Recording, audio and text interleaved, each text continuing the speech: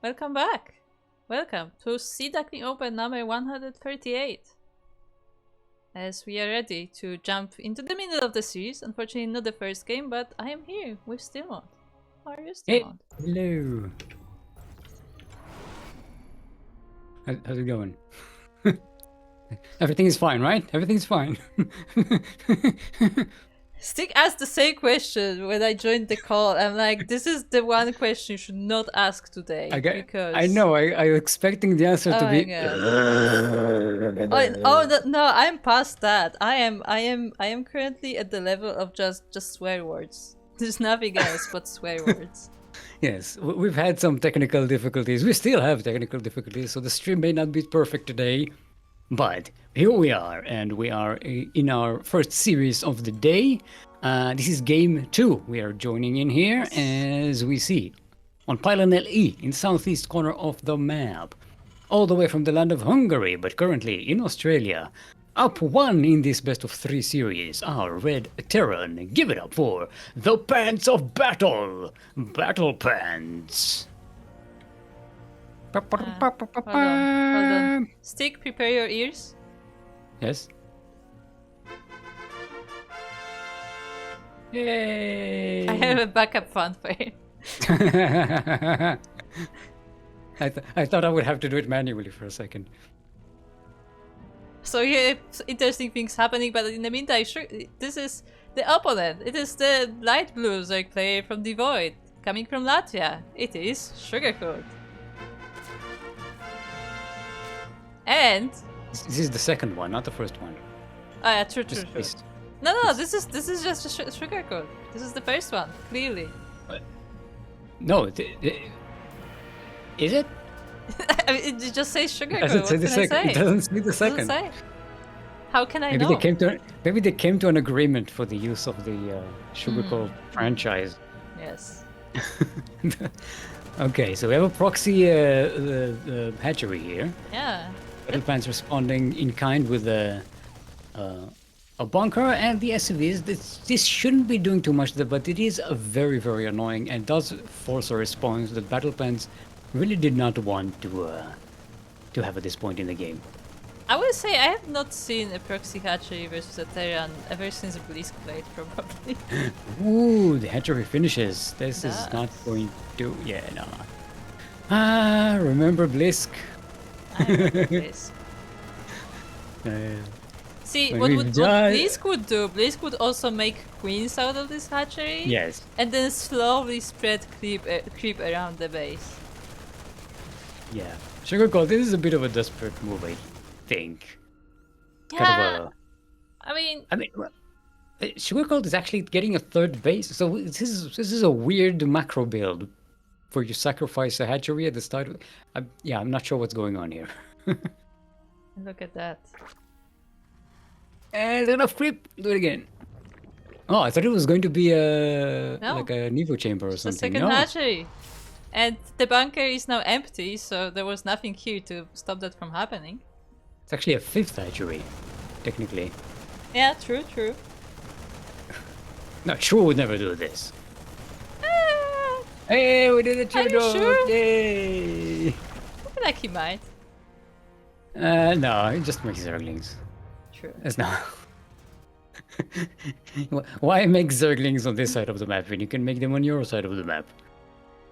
What do you think? He would sacrifice 300 minerals. Mm-hmm. That's 6 Zerglings. Zach? No, that's way more. That's 12 Zerglings. No. You said it. It's 6 Zerglings. Map on stream. It's 6 batches of Zerglings. 12 Zerglings. That's what confused my brain. Okay.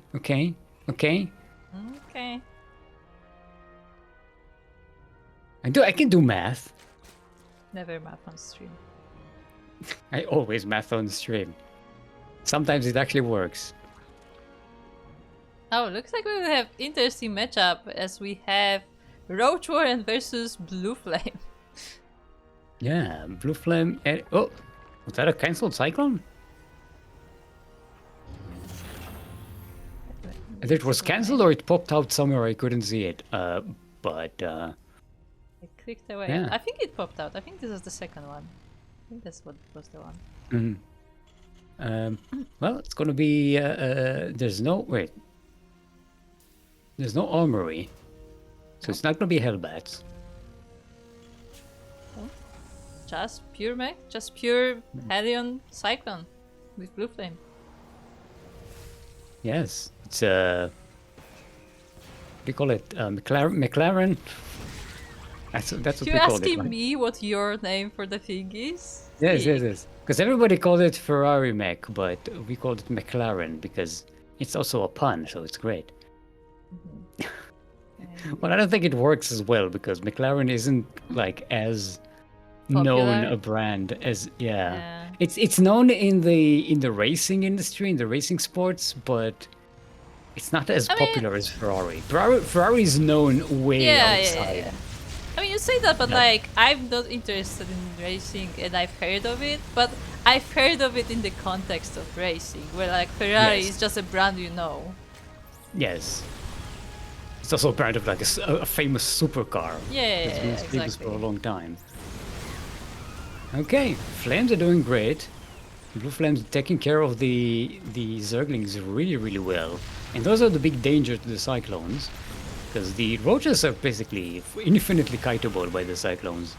Yeah, even though they don't die as quickly to this army because of the range, because of the kiting, like they cannot really get to the Terran units. So it's a very powerful composition there by BattlePants. Sugarcold just makes more roaches, which I think is a good answer here, with borrow as well. So then you can basically, if one of your roaches gets targeted, you can immediately borrow it and cancel the auto lock on, right? Sure, you could do Which that. prevents the cyclone from kiting you, and you save the roach. Oh, Helion's going for a drive-by! Oh, they're coming in! They're coming in! It's gonna be massacre! Oh, it's gonna be bad! Oh, it's gonna be bad! Oh, they're not aiming at all. Okay, now we're starting to... Okay, there we go. There's the barbecue. I feel like this could have gone way worse for Sugarcold. Yeah, it probably could, to be fair. Okay, but still, there's a... 14 There's a drones? 1-2 punch here. Yeah, 14 drones. But it was for like 8 Hellions or 9 Hellions. 11. 11 Helions. 11. So yeah, maybe not ideal, but as you said, like maybe the focus fire could be a bit better there, but still some nice damage done. But yeah, now these Cyclones don't have as much support, and as you said, with the Roaches breaking those lock-ons now with the Burrow, they may do much better. Yeah, look at that. It's much... Well, actually, stop doing it. It did it once. Sugarcold, it got this upgrade, did it once, and that's it. Oh, Burrow, no control. Oh. I feel like Sugarcoat is just, you know, focusing on the fact that he has pure numbers and he's just marching forward. I mean, yeah, at this point, getting See, just caught. one-shotting. Yeah. And now Sugarcoat is at the mineral line of BattlePants. The pants of battle. The wall is not gonna be closed. Or is it? It was going to be closed by SCVs, which is kind of not where you want to be. Good focus firing on the SCVs. 21 SCVs go down. Look at the worker count now.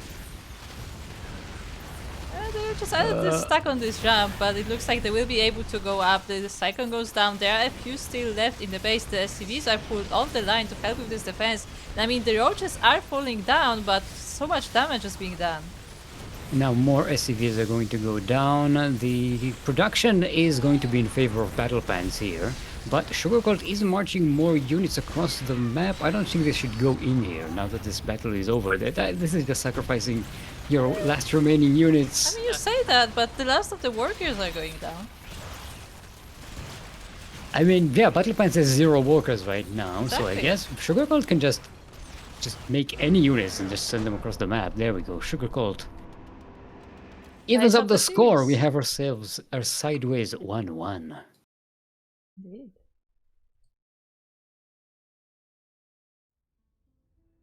Nice, nicely done. Sugarcoat, when I asked them the score for the first game that we didn't get to broadcast, Sugarcoat commented, and I'll quote, Where is it? Pants kicks my pan. Pants kicks my pantas. Yes. So I'm guessing, yeah, Sugar Cold came back with a bit of oomph into that game. Ultra Love is going to be our last game in this match. Where's Ultra Love? Ultra Love. It's not an E, right? Not an Yes. I feel like I have to ask because I don't want to take the risk. Oh boy, Stick, you should be so happy that you are not casting on the day when the ladder maps disappeared. What happened? Wait, you completely missed that? Yes. Okay, so long story short, apparently somebody found a way to abuse mass reports, which let them A, mute people and eventually get them suspended, B, take down maps of arcade because they got mass reported and they were also automatically disabled, and C, it turned out that somehow, some way, it also worked on ladder maps. So somebody took down ladder maps from an A and nobody could ladder. And it was also mid-tournament during one of Worldies tournament, I believe. It was it was fun, is what I would say. Quote unquote fun. So basically a giant DDoS attack. Yeah, it's like not quite a DDoS, but I mean similar effect, I guess. I mean, it's directed denial of service. It's overwhelming the system with some automatic garbage so it can't function. In a way, yeah. And speaking of automatic no. Ultra Love, we love Ultra Love. It's a lovely looking map. We love it. Ultra Love, where ultras go to make love. I guess they find this lighting romantic or something. I'm not sure. Maybe they're into black holes or whatever. Anyway, in the northeast corner of the map, all the way from the land of Hungary, but currently in Australia. Give it up for our red Terran, currently sideways 1-1 in the series. It is BattlePants, the pants of battle. I can hear the fanfare today. Yay! And across the map we have his opponent. It is the light blue Zerg player from Clan Devoid, representing Latvia. It is Sugarcoat. Yeah, it makes me so happy. Normally I have to play it in my own head. So for those wondering, what's happened today is that casting tool refuses to work. Which happens sometimes and we don't know why. Like, we check the logs and there's no error, it just gives up. So there's that. But what that means is that there are no intros, that the title has to be updated manually, there's no score out of game, and no predictions. Yeah. So this is what we're working with today. So we didn't forget predictions this time. Yeah, they're just not working. They just can't happen. It's not our fault. I mean, you can do it manually, but it's kind of difficult. While you're also streaming. And speaking of difficult, BattlePants is going for Double Rax Reaper, and it's not proxy. Yeah. It is scouted by Sugarcoat, so Sugarcoat should be able to deal with this. Isn't that kind of a Bjorn thing? I feel like. I think for a while, king, right? I think for a while Bjorn was doing that, but it's been a while though. It's like, well, he made his career. He won BlizzCon with that, didn't he? No, True did not win BlizzCon with this nonsense. He was at BlizzCon once though. I still have his portrait. Yeah. I miss True. Apparently True is doing well in Brood War. I still have to watch his matches. Is he as cheeky and weird, or I have is no idea. Because Brood War is not a game where you can just be like, you know, a crazy link builder, pure link. I mean, links are pretty good, you know, both games, just in different ways. I feel like it's more technical, right? Like maybe more precise because you don't mass up units as much. Yeah, I think when you have to play a lot more macro to be able to handle that. It's not as quick when it comes to the cheesy builds. Although I'm not an expert, it's been a while since I actually followed I Brood War. barely watched any competitive Brood War, so I have absolutely no idea. Ooh, that queen! The queen is actually. They throw it into the black hole. Yeah, just flew. That was beautiful. But yeah, the queen goes down. The Reapers are actually getting into the main base. There are no banelings, despite there being a baneling nest, and yet the Reapers are just in the mineral line. They're not perfectly focusing the fire, so they didn't actually kill. They only killed one drone. Yeah, as you said, They only it killed looks one like drone. it looks like they were not focusing, so they damaged a lot of drones, but only one of them got killed. Yeah, I'm pretty sure 5 Reapers will one-shot a drone, right? Probably. Trying to think if maybe even 2 Reapers can one-shot a drone, but I don't think so. I think it takes at least 3, if not 4. But 5 definitely. Yeah, 5 should be able to do it.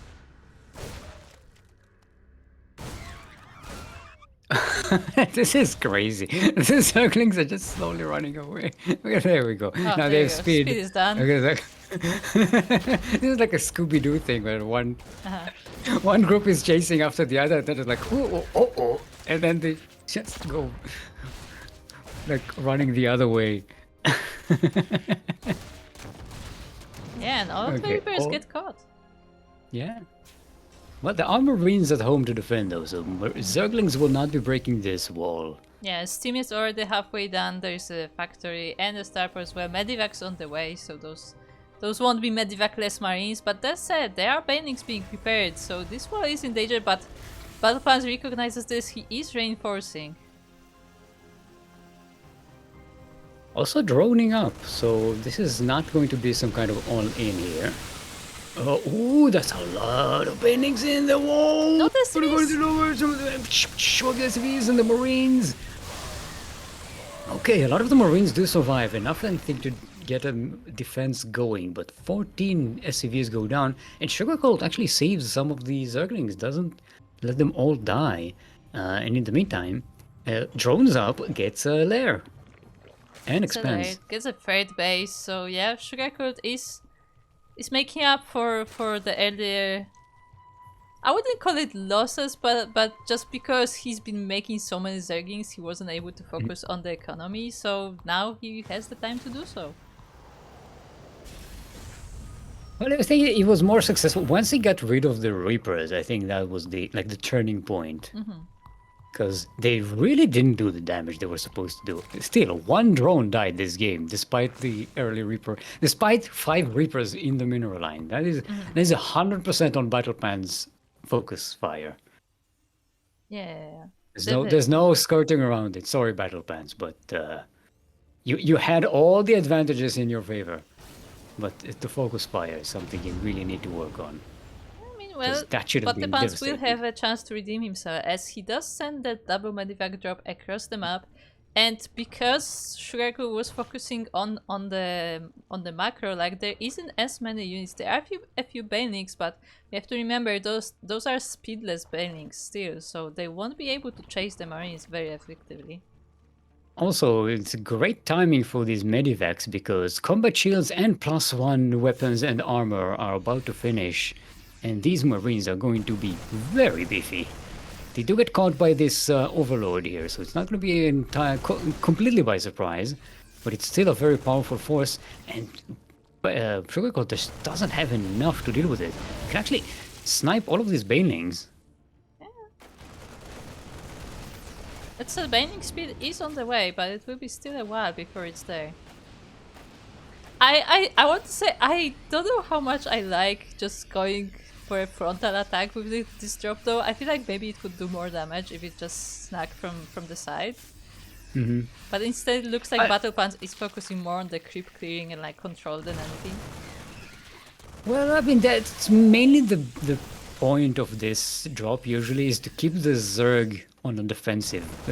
The only way the Zerg can defend this is to be constantly under those Medivacs so they can't unload, right? Because look what happens when they unload. Yeah, that They was just snap all your banelings. It was a bad connection though as well, so BattlePants actually has to move back. He does not have the staying force here anymore. I mean, as you said, he did snipe all of the bannings though, so that's completely gone for now. Sugarcoat will of course be remaking those, but... It's not just wasted resources, it's also the fact that the Zerg is on this side of the map and not harassing on the other side. Yeah, in the meantime, BattlePants was able to set up the third base, already starting to saturate it as well, and has some tanks prepared.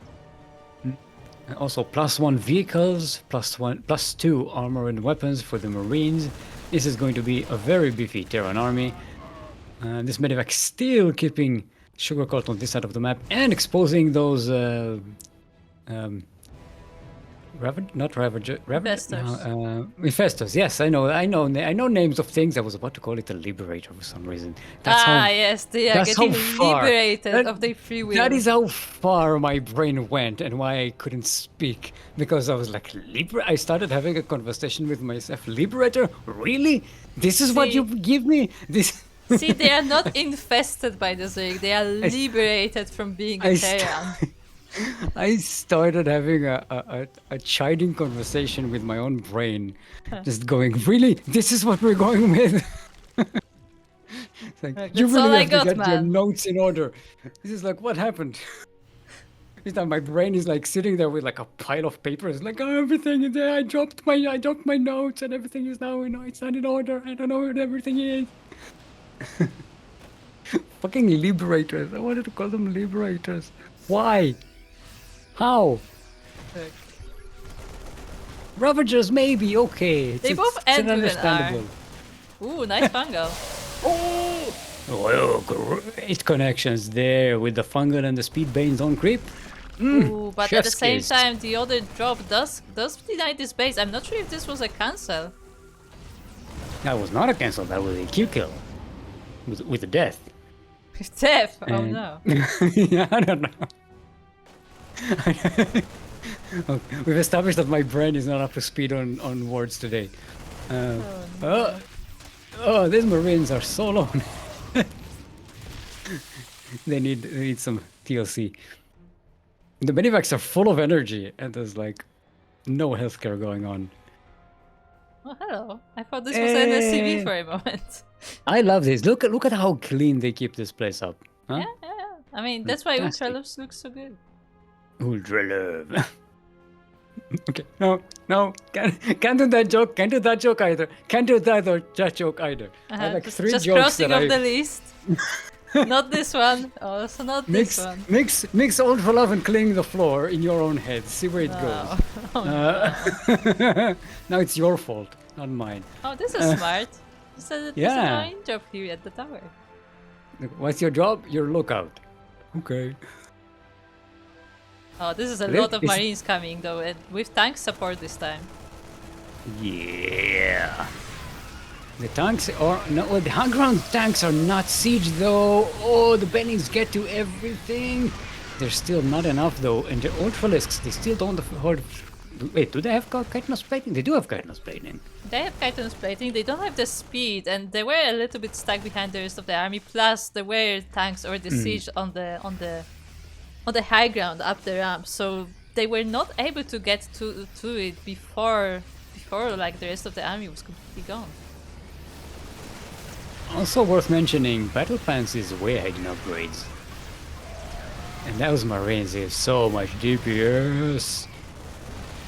But I think the tanks barely did anything here. Most of the DPS was from the Marines, who are severely oversteamed at the moment, by the way. Nah, it's fine. What do you mean? Okay. Can you imagine being the doctor getting all these Marines? Look, they're just matching their armor color, okay? Yeah, they're just junkies. Get out more of that steamine! Do you have any more of them needles? Oh no. Ooh, but the ultras though. Man. The ultras do some damage together with some banings, and it looks like this may be just enough to clean up most of the army, but not all of the army, as the Zerg army is dwindling, and there is even a drop in the natural as well, and looks like that is it for Sugarcoat here.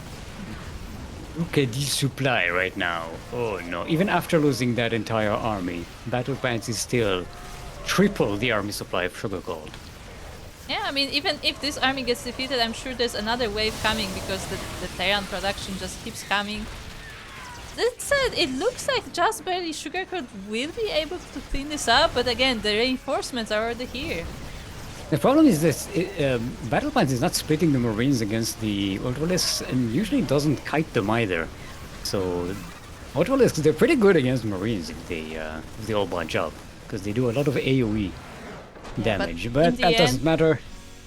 BattlePants take the series 2-1. Yeah, I know numbers, I can count. Can you count? That was a good series. I like these two players. Nicely done. They're very cheeky.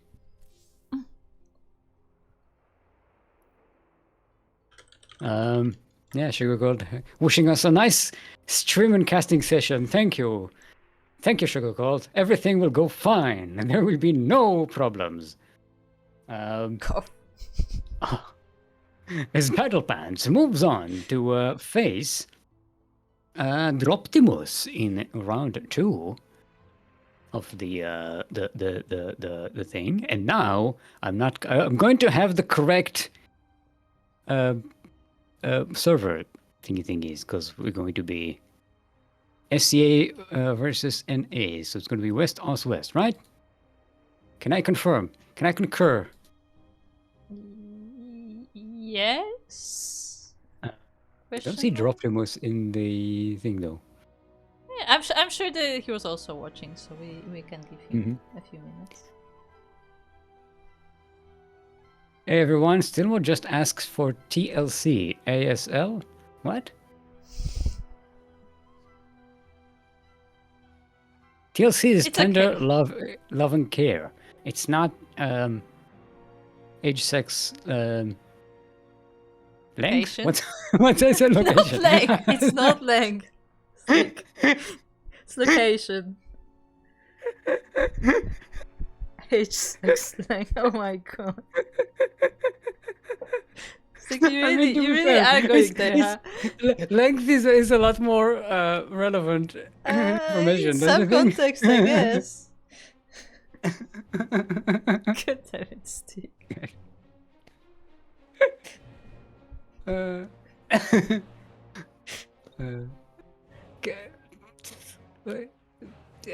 yes, my brain is doing well today. Yeah? How's yours? What? How's your brain today? We just got an update that Droptimus is forfeiting, unfortunately. The Droptimus dropped. Yeah, he dropped. No. Well, we still have a series because WiNtR is waiting in the semifinals. Yeah, and that means we're progressing directly to the semifinals then. Wait, the other semifinal was already. Will you do that? Or, Upper first. Or what? Okay. Upper first. Okay. Okay. Like said, the admin said it in chat, but I wasn't reading chat. Okay, there we go. Okay, I'm not. I can't read all the chats all the time and keep talking and look at the brackets and try to find the right players for the thing. Yes. I'm okay. There we go. WiNtR is from. Do we know? From. Hold on, let me double check that this is the WiNtR that I'm thinking about, because I think we have like 2 or 3. So I'll just ask directly. I think they're your countrymen. Yeah. Oh, okay. So we're going. No, it's EU. Oh, it's still EU versus Oz, right? Yes, it's EU versus Oz. I guess technically EU. I think that's what we counted, right? we technically considered EU, despite the fact that we probably have better ping to like Asia or something. Yeah, I mean it's similar. It's similar like with India, where like India like has bad ping to everywhere, so it's like, oh. Or like maybe not bad, but like it's like equally bad. Like it's neither EU nor Asia nor. I guess Singapore would be the closest to them. Well, it's also weird because when you look at the country, some countries are so big that it kind of like it gets weird. Yeah. In Russia, you can be closer to Asia than to Yeah, definitely. EU, right? Although, I mean, most of the population lives on certain side of the country. But did we? Wait, yes, where's BattlePants? We lost BattlePants. I thought BattlePants was we in the did party. lose BattlePants, I think. Yeah, he left the party. Oh, he left the we party. dropped. Kuro, we could have had BattlePants versus Droptimus. We can have dropped pants puns. Oh, no. Oh no! Look Oh, at what! no. Look at what we lost! Yes. Look at what was lost. I need to get him in the lobby. How do I get him in? Why can I get him in the lobby? BattlePants. Invite to game. Okay, there we go. It's no. It's if you click it, if you click on chat, it doesn't have that. But if you click on the this interface, I swear this interface. It's fine, Stick. It can be worse. Don't worry about it. Yeah, I know. Oh, I know. Oh, I know. I remember the Brood War interface. What? You didn't What even interface? Okay, before Brood War, there was StarCraft. Uh-huh. See, the thing is, I did not experience like the multiplayer Brood War very much, so I have no idea about like the multiplayer interface anyway. Oh, it was you manually set up lobbies with another player or other players. There was no like. There was no even ladder was not like technically ladder. Yeah, I mean, from what I heard, I feel like ladder was like a third party thing that was like set up later. No, it's just that when you were setting up a fight with another person, you had to mark it as a ladder game, as a melee game, and then it would be ranked.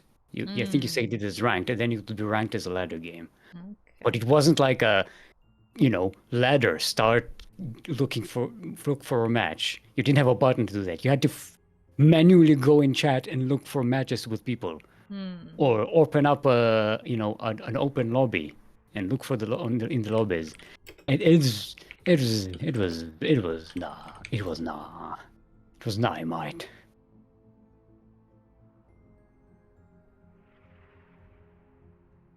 I think they're all very confused. What? We always confuse Stick, so that's not really. It's not. He's saying that confusing me is an achievement. All you have to do is sit back and listen. It will happen. Okay, winter is ready. Okay.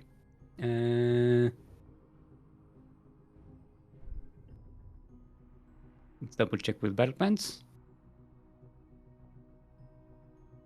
Pink versus blue is okay, right? Yeah, it should be fine. Okay, let's go. Oh, we didn't set the skins. Wasted opportunity. I still can't. I don't have that option. How do you get that option? I think it may be tied to Logos mod if you don't get that.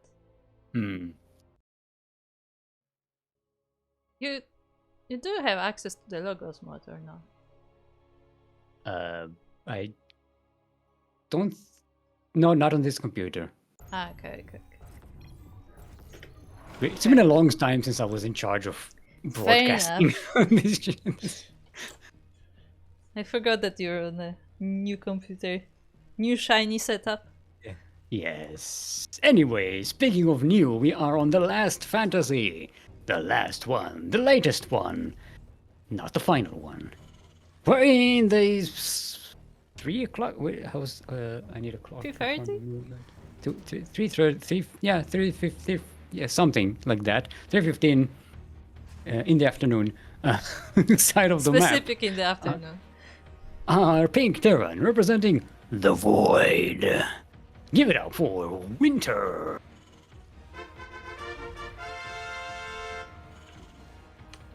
And his opponent in the 7:30-ish o'clock of the map, we have the blue player from Hungary, but living in Australia, it is BattlePants. I have to consciously think about pressing the fanfare because it's on a different key completely. Well, I appreciate. How am I hearing it though? So yeah, because I didn't get to explain what the backup was. So my backup for fanfare for when I cannot use the casting tool is that we do have a soundboard on Discord, and I uploaded the sound of the fanfare to Discord. So you are hearing it via Discord. Oh, it's like part of the It's part of the voice call. chat. Yeah, it's part of the call. Okay. I didn't know you can do that. It's fairly new feature. It's like a few months old. That's new to me. Yeah, that's what I'm saying. It's fairly new in the context. I wish predictions was working. You can still do predictions on your own, you know. True. We can do it like old school, like press 1 if for this. Fine. This player Look, can do it. you know what? Fine.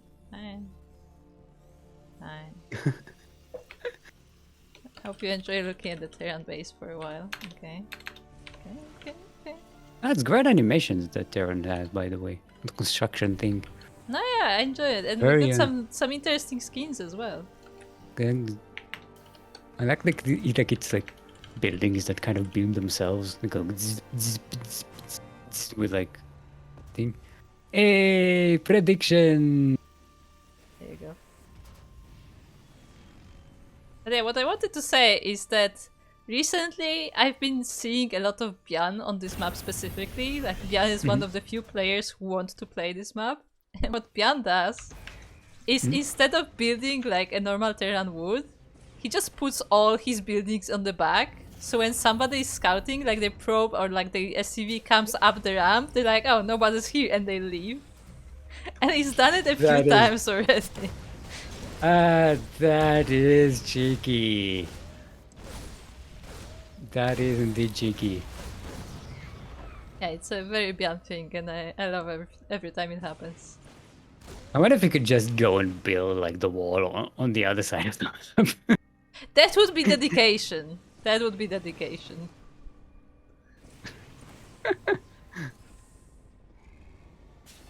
But I've seen it work at least once, where like the person like scouted the ram, like okay, no one's seen. Ooh, the CC gets behind. Yeah. It's a little bit of a poke. Nothing super Yeah. crazy here. Oh, the cyclone coming in for seconds. What about second cyclone? Oh, BattlePants going to lose that cyclone. Oh, WiNtR was quicker with the lock-on draw. It's like a Mexican standoff, you know? Two cyclones standing next to each other. And go, pow, wow, wow, wow, wow. Is that what Mexican standoff is? And then like zoom in on like their just on their eye, like on a like like in the westerns. But it's like a very like fast zoom in, right? Yeah, like zoom. Yeah. And he's just looking to the side, looking to the left, looking to the right. And then you see them like stretch their fingers. Yeah, and they just go. Beautiful. That would be a great Carbots beat, right? Could be. Unless he's done it already with something else. No, he went for the Thomas the Tank Engine theme with the... yeah, with Cyclone, yeah, but I don't know if he used the... Well, that didn't work. Yeah. But if I tried to drop 2 Reapers, which is very unconventional, I will say, and they just went through the base and died. I honestly thought those were mines. Yeah, same. It looked like a mine drop. Like, yeah, that looked like... But I was like, these mines look weird. They have wings and jetpacks. I mean, they did scout the base, I guess, but I am not sure if that was worth... I mean, to be fair, at this point of the game, Reapers are not very important, so I guess it doesn't really matter, but yeah, I'm not sure if that was worth it. It gave information at least. I mean, it's a scouting. Yeah, exactly. Like, they just did some scouting. And they're cheaper than a scan at this point, right? A scan could be, you know, a mule. True? I think so. I mean, again, I feel like it more comes down to the fact that, like, at this point of the game, we don't really need them anyway, so might as well just, you know, use them. Okay, WiNtR going for that third base. Nice defensive setup here. Even got a couple of ravens for good 3 ravens, actually. Ooh, I thought it was 2, but no. There's 3 ravens. Quoth the raven. Is 3 ravens like a bad omen? How many ravens do you... It's a murder. No, Murder of Crows. Murder of ravens. Murder of crows. So what's ravens? I knew it, but I forgot. Why? Okay, serious question. Why does English have specific names for groups of animals? It's called an unkindness. An unkindness of ravens. Shaking my head. Ravens can be very kind. In fact, ravens stick to their families and care for each other. Yeah, they also protect their clan by attacking everyone who's ever annoyed them. I mean, fair enough. They also like to play. I've seen wild ravens play. Okay, BattlePants gets Steam. WiNtR seems to be going for mech. Purely. Not purely, there are a bunch of Marines, but there are no upgrades for them. WiNtR is going to have more Vikings though, I think. So that's going to be a bit of an advantage. Yeah, I guess so, because we only have 2 here, and I mean, the first one might be going down, but both of them are actually. Oh, dropping down the auto turrets. They do get sniped by the tanks though. They don't quite get to kill the Vikings, but WiNtR seems to be winning the Viking war. Oh no. There we go. And all the Vikings are down. Okay, nobody Hey. won the Viking war, everybody lost it. There's one here. Oh, BattlePants has one, okay. Yeah, just got the reinforcing Viking. Ooh, it looks like the tanks may be in range? No, just barely not. They are in range of those turrets, so that's a bit of an unfortunate situation for WiNtR. However, BattlePants seems to be using the scans to go for the high ground vision on these. Yeah. Now Okay, he's now using he's the using the medivac as well. medivac. Ooh, this tank is a bit too adventurous, and WiNtR will be losing that. Oh, going for the drop. Oh, that's a lot of BattlePants. turrets. Yeah, but they're not exactly in position to kill these Marines. There are more Ravens available, but they all get sniped down before they even drop the auto turrets. And BattlePants manages to actually camp the production of WiNtR. WiNtR has nothing here to defend. Brings a bunch of Marines from the low ground, but BattlePants' Marines are better on upgrades.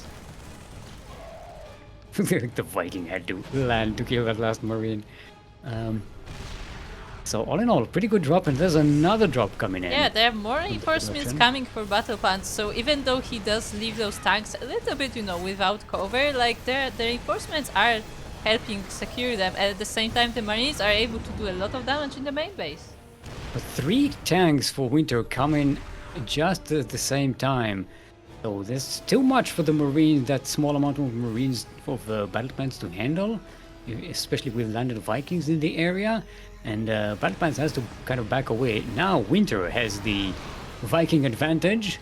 And I think WiNtR pretty soon will be able to break this siege. I don't know if BattlePants wants to stay here. I think There's not a lot BattlePants of- agrees with you, as he is unsieging the tanks, and looks like he will be moving back home. Oh, I think there's a bit of a trap there. Yeah, he's left a few Marines. Oh, it's a doom drop. It's a juke. It's a juke and jive. Yeah. Oh, but the Vikings catch the medivacs, and they're mostly full. There's even a turret that managed to catch some of them, and most of the doom drop gets destroyed before it even lands. They still manage to do a lot of damage, but WiNtR comes out ahead in this fight, and BattlePants sacrifices most of his army. Yeah, I But they think go for another drop. maybe. Oh no, the medivacs!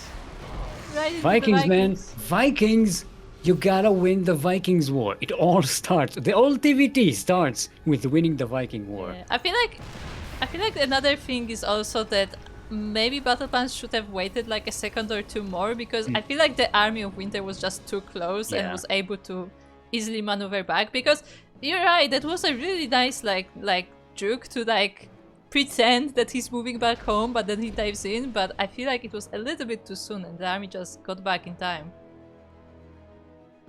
I was a good performance by both players. I like the juke and jive, and I like the response, the quick response there. BattlePants still is in a decent position. He has the much better army, but WiNTR has had a better economy for a long time. Remember, WiNTR got a third base way before BattlePants, and still has the higher worker advantage. In all this attack, BattlePants managed to kill 20 SCVs. And WiNTR is still way ahead in that economy stat. This attack, coming in at a decent angle, the tanks couldn't cover that entire ramp. The Vikings are clearing out the medivacs, but WiNTR will have to evacuate that space. In the meantime, WiNTR is attacking on the other side of the map, so there is a counterattack. It's not quite as effective. It's more of a harassment force than a proper attack. But even after all this, WiNTR still has the worker advantage. Yeah, BattlePants does manage to expand to fifth base though. Yeah, the thing is, what does WiNTR have in terms of army? He has all of these Vikings and a few tanks, but isn't it enough to stop the siege? The tanks weren't all sieged, and by the time they are sieged, the Marines managed to squeeze in. The Vikings will probably have to land to clear them out. Oh, the tank. WiNTR not trading the best, but BattlePants is still out of everything. Oh, these tanks are left completely alone. The Vikings will drop on top of them, but they do manage to unsiege in time, and they will clear out the Vikings. An unfortunate decision there for WiNTR. I mean, he thought that he will be able to snipe these tanks, but as you said, they did unsiege in time, and most of them were saved. But now, WiNTR is finally, for the first time in a long time, is able to move out on the map. Look at the upgrade situation though. WiNTR, despite having the better economy, has to constantly trade units and lost so much resources to units that it couldn't spend it on upgrades. It barely has any, while BattlePants is working on 3-3 for the Marines and Marauders.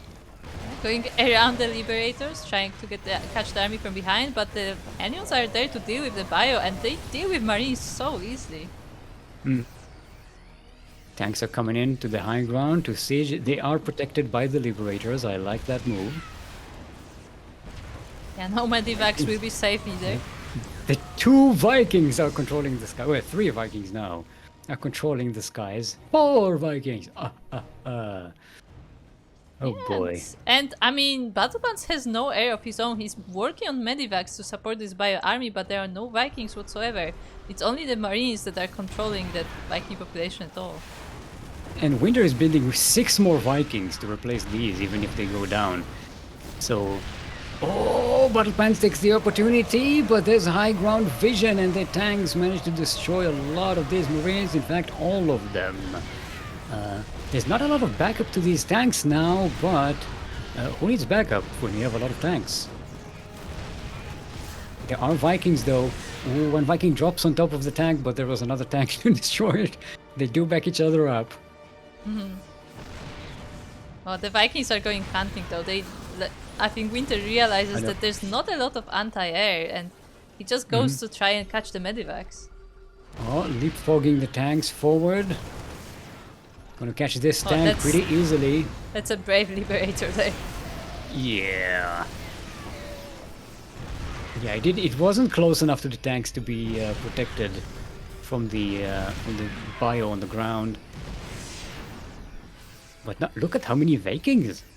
12 Vikings to 10 tanks. Yeah, that is a lot of Vikings. WiNTR is so behind on upgrades though. By the way, I just want to point out that those tanks that we saw fight Vikings, they never left. Oh. They're just shit. Well, they are preventing WiNTR from expanding there. Yeah, so. like WiNTR is not expanding up anytime soon. I mean, technically, does WiNTR really need to expand at the moment? Is He's pretty much maxed out. And now he's completely maxed out. Yeah, but he's on not. Liberators, Vikings, and tanks. Like, he does not have quite as many resources as BattlePants has, which in the long run is definitely, you know, hurting him. But if he can punch through the army here, Exactly. then that wouldn't matter. Okay, the Marines run towards the Liberators, but they get completely shut down by the tanks. And WiNtR can leapfrog forward now with the Liberators and the tanks and the Vikings. Look at the liberation zones. Now, it would have been very helpful if these Liberators actually had better upgrades, but never mind. Attrition 1, WiNtR manages to squeeze up this. He's been on the back foot the entire game. Oh boy. Oh. Yeah, but what matters the most was that final battle when he was able to gather his army, siege in a good position, and yeah, that was enough to win him that game. Remember when TVT was boring? That was a 16-minute game, group. Did you notice that it was a 16-minute game? I didn't.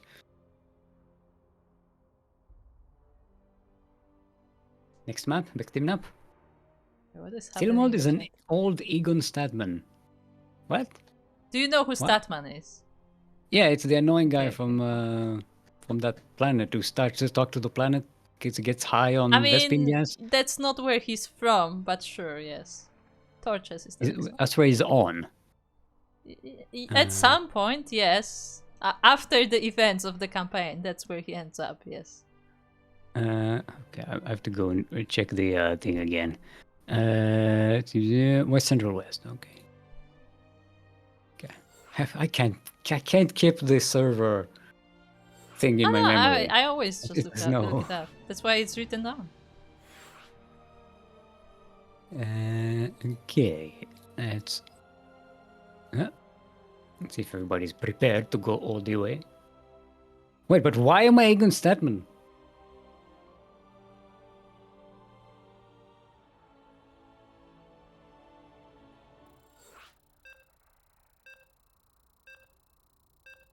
Wait, Egon Statman, isn't that the one from not Mythbusters, Ghostbusters?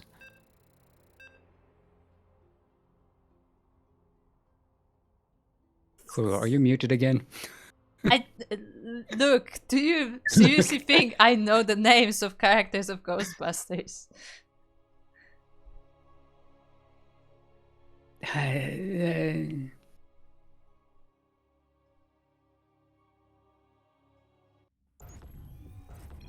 Okay.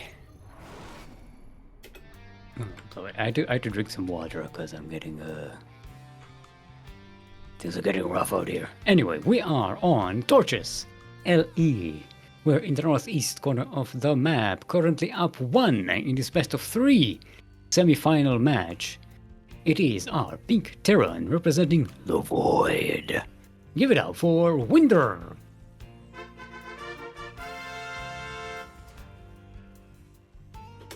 And across the map we have his opponent. It is the red Terran player representing himself. It is BattlePants. The That was funny. Pants of Battle. Look at this. Want to guess what I did to do this? What? Apparently I pressed my fingers so hard that I pressed 2 keys at once. And it started turning. You're making me dizzy. You're welcome. More than TY amount of workers, yes. That definitely accounts for WiNTR's worker count last game. But it worked, look. It allowed WiNtR to completely win the attrition war, right? Keep on making units. And we have a proxy barracks here for WiNtR. There is a barracks at home as well, so it's only just one proxy barracks. It's a sneaky one. It's not actually closer to BattlePants. I like how it's right next to the healing shrine. Mm-hmm. You know those, right, Stick? Yeah, I know that there's healing shrines. Okay.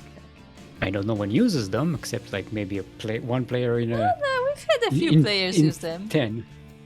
We've Yeah, had well, a few. one player healed like I mean- a Helion there or something. To be fair, kind of intentionally they're a bit out of the way, so like, you know, you have to specifically go there if you want to use them. Oh yeah, I'm not blaming the players. I mean, it's kind of stupid to go all the way there just to heal yourself. I do blame the players. I do actually blame the players No, because I mean- I've seen on more than one occasion when they are there anyway and they just stand next to it and don't go in. I'm like, come on. That's because they don't take it into account. But going all the way there just to heal is out of the question usually. Okay, WiNtR coming in with a bunch of Reapers. The BattlePants does have Reapers of his own. It looks like BattlePants... No, maybe WiNtR will get the better of this. One more shot, one more shot. Get back here. Close. Okay, WiNtR triggers the He healing gets as well it. and gets the shot and gets a delay on the natural base of BattlePants and has more Reapers on the way. WiNtR is not expanded just yet, getting a factory now. This may not be an all-in, but it is going to be an economical delay.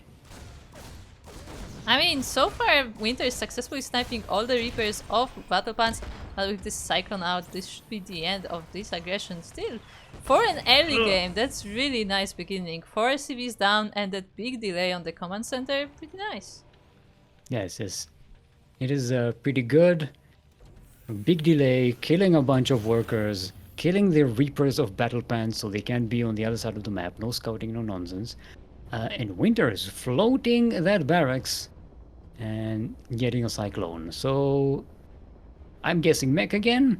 WiNtR is building the command center on the high ground. So there is an expansion for WiNtR. It's just going to be slightly later and on the high ground. Expecting some kind of retaliation. BattlePants is going with Banshees. And a second starport. I was not able to distract Silmont. What? Nothing.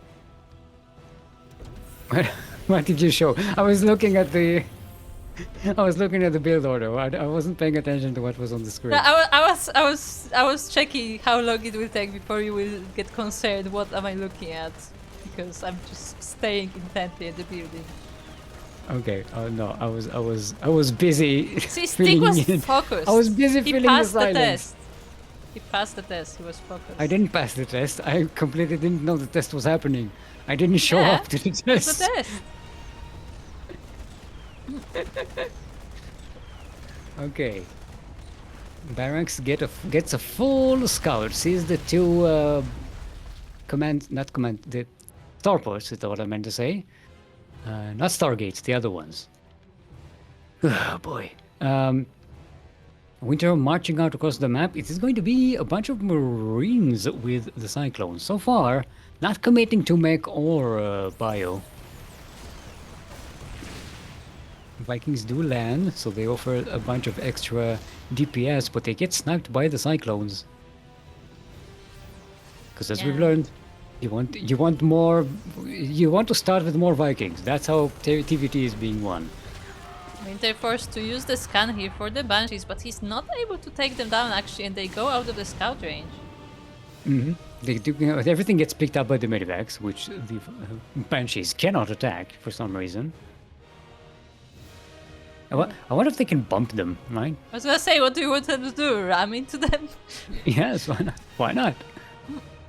They're probably better armored, right? Then a medivac? Not necessarily. But you... Okay. Banshees come in, they're cloaked. They don't even really need to be. Okay, now they need to be. Ooh, But they're take actually down out of Cyclone. energy. At least one of them is out of energy, and the other one gets sniped for the scan. 6 SCVs go down for WiNtR. That's not quite enough to do a bunch of damage. WiNtR is still ahead in terms of workers. They're equal in terms of bases. And WiNtR is going full on mech. 2 more factories are getting constructed right now. I mean, let's be honest. That floating Rex was a bit of a tell. That the axe will not be needed anytime soon.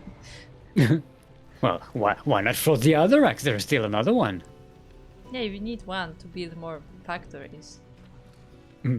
Checkmate. Well, I guess there's that issue. Still doesn't stop other mech Terrans from just floating the barracks to the other side of the map. Oh yeah, To no. be a scout.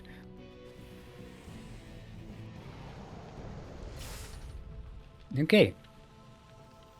So game is equalizing now, but neither player wants to be on the other side of the map. They're both waiting for the other one to attack, both trying to play defensively.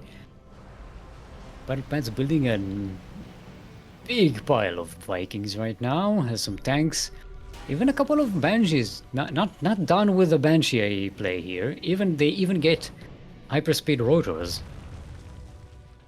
which is the thing. Hyperflight. Hyperspeed flight thingies. Warp 5 rotors. You see, they're actually spinning faster. Ah. I love Banshees. They're such a great animation. Yeah, this time BattlePants actually investing in the Vikings after last game they did a lot of good for WiNtR. That's how TVT starts. Ah, Like, it WiNtR doesn't. is- All the compositions break down if you don't have enough Vikings. It's weird. It's really weird. Except for Bio versus Bio.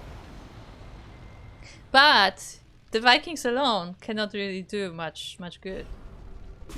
Okay, the Banshees, the Cloak Banshees with the speed. Oh god, look how speedy they are. And they back away. Hyperflight rotors for the win, and they come in again. Bzzz, you. Cyclones do manage to lock on though. Oh, WiNtR is getting the 4th base. Double expanding. Yeah. Well, it worked in the last game. Get the better economy. Win by attrition. GG. Right?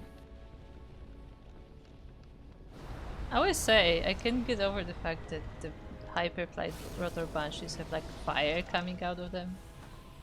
Yeah. That's They're I like- feel like that shouldn't be happening when you have No, like rotating things. That I don't think No. fire should be involved.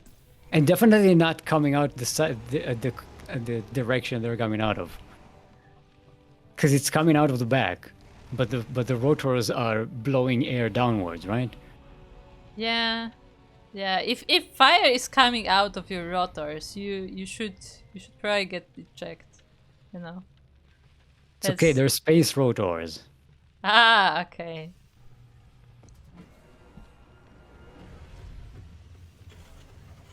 I think maybe it's not even jet. You know, it's not like an afterburner. It's just dropping out the heat from the rotors Actually, spinning. look, the Banshees have like these little thingies here, but do you think that's the guns? Ah, wait, no. No, they have jet engines at the front. See, the flames are coming out from the jet engines at the front. I'm trying to find it out, but they don't want to move when I want them to move. Yeah, see, Damn it, why are they so clamped? Oh, there you go. see, it's coming out of the thing at the front. Yeah. Okay, that makes sense then. No, it doesn't, because then it's just colliding with the air that's blowing from the hyperflight rotors. Look.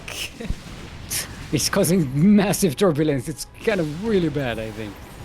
But they passed. Imagine if that was a thing that like, okay, so Banshees are faster, but now they're like shaking the whole time. That's the trade-off. 47ness, we need you. Now more than Yes. ever. It's the second broadcast in a row where we brought you up, and we need answers. Yes, we need someone to visually analyze the structure of Banshees. Yeah, we need the situation analyzed. What was this thing we asked last time? I don't remember. Okay, WiNtR breaking forward using the Banshee, the Ravens The for Matrix. increased matrix. Not using the Banshees. WiNtR doesn't have Banshees. Ooh, but it looks like the Matrix doesn't last long enough, and actually WiNtR is losing quite a few units in the attack. Does get a lock on BattlePants' Ravens. So getting some damage there. all of WiNTR's Vikings are on the ground waddling. That's not good. BattlePants has 16 Vikings. I mean, But BattlePants is pure Viking tank army with Yeah. some ravens. yeah, WiNTR was forced to land to not lose his army, and now he cannot really engage. Like, look how many Vikings are there, and that's Vikings with ravens as well. So we were talking about WiNTR going mech, but all this time BattlePants is the actual mech player here. I mean, they're both going mech. Mech has been so popular lately, I've noticed. Where's Kerwin when you need him? Oh, the Vikings coming in from the side, flanking the ravens. Very nicely done there by BattlePants. Yeah, That's a WiNTR great catch. was trying to make an engagement there, like disabling all the tanks on the ground, but Vikings were able to get to the ravens themselves. And how many are there left? We have 4 here with the army. Another point is WiNTR is not getting any upgrades. Once again, just like the... Sorry, launch is trying to escape. Just like the last game, WiNTR is super behind on upgrades. And by behind, I mean doesn't have any upgrades. And BattlePants is already on 2 vehicle upgrades. Yeah. Or at least ship upgrades. And going into... battle cruisers. With Yamato, no less. Yeah. WiNTR, on the other hand, has 1, 2, 3, 4, 5, count them, 5 bases. 6 is going up right now. And the they're gold. not in the gold base as well. It is a very precarious position to begin with, to be honest. Now this is TVT. WiNTR starting to get an upgrade in its +1 armor, and that's it. I don't know how that's going to go. Look, that's 'Cause what all economically- the budget allowed for this year, okay? Yeah, WiNTR is so far... I mean, it's going to max out first in terms of supply, but I don't know, economically is not super far ahead from BattlePants, and BattlePants already has the much more beefy army with a much better composition, I think. 19 Vikings in 11 tanks. WiNTR only has 2 tanks. Most of the army is Cyclones. And they can't really go up against the clumped up siege tanks. Can they go up against the battle cruisers though? They all lock on, most of them on the Ravens. There is an anti-armor missile as well. WiNTR's Ravens are just sitting there. They're mostly not doing anything. Now they're using auto turrets. They do manage to clean up a lot of BattlePants' army, but WiNTR is taking the worst part of the battle. Even the battle cruiser of BattlePants still stands, well, still flies. And yeah, this was... Ugh, this did not go well for WiNTR. This is not the best of trades.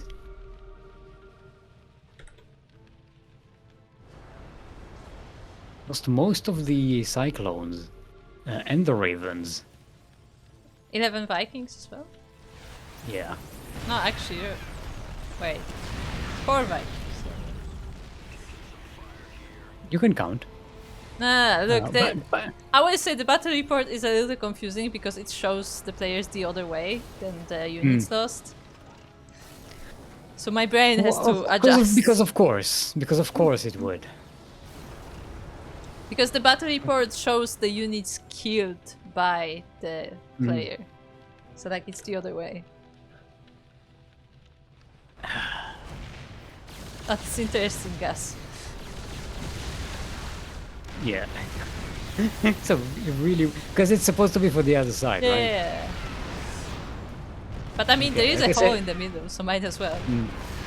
Like we did say that this SCVs are just, they're actually transferring to the other base. They're not even Yes. transferring here. Yeah, they They're were going to for the the other base to the base. southwest. That was very unfortunate. 18 SCVs just And get more. completely destroyed here.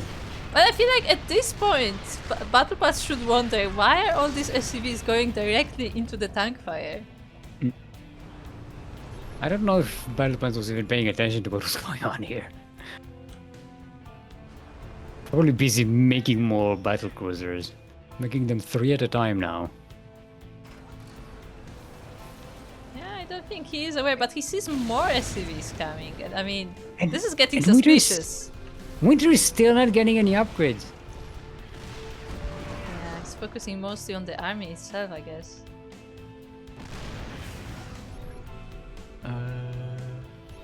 And it's a lot of cyclones in that army. I mean, well, to be fair, well, My God, Locon how doesn't many benefit ravens from are upgrades. there? Locon doesn't benefit from upgrades, right? I'm not sure actually, maybe not. And Because- auto turrets, I think, don't benefit from it either. Because they're Locon is an spells? ability, yeah. Maybe it doesn't. So maybe, you know, maybe WiNTR is the big brain player here. But I don't know. This does not look like a big brain play. Yeah, and he Losing- lost that base as well. Yeah, losing another base, losing 17 SCVs, and most of your army. Yeah, and Did he, do a lot of damage to BattlePants, but I mean, that was the good way. Look at the units lost up! Oh, the resources. No. Oh. WiNTR lost 14,000 minerals and 7,000 gas to BattlePants 7,000 minerals and 4,600 gas. Oh, yeah, that was not good trades. And we have ourselves a sideways 1-1. indeed.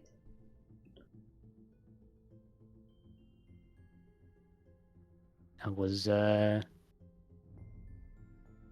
I'm guessing maybe this is why WiNTR only got the armor upgrades, right? Because basically relying on spell casting. So Yeah, can someone confirm if the Cyclone Lock-on counts as a spell? Like does it not? I think it does. I think it doesn't benefit from upgrades. Because I know that's the Uh, case for like oracles, for example, but I don't know about Terran units. Okay, let's see. Well, no, well, it's not in Wikipedia. It's the game wiki, right? I mean, Let's see, Wikipedia, do Wikipedia Cyclone has Lock-on. info about like units and stuff, but it's not always up to date because like they mostly focus on documenting tournaments, and like for the game, it's whenever someone has the time. So we have our next map. It's going to be Persephone. Persephone. And we are. I have to check the thing again. West.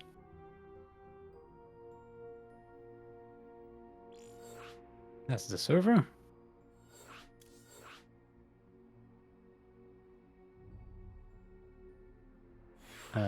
Oh no, it's sending it to Wikipedia. It's not. It's down.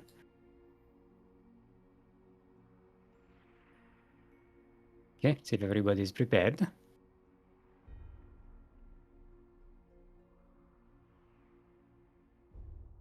Let's get into it. By the way, if someone is frying the Wikipedia servers, could you stop? I kinda Yeah, like stop. using Wikipedia. Okay, oh, there's the StarCraft fandom wiki. Okay. Yeah. That would work.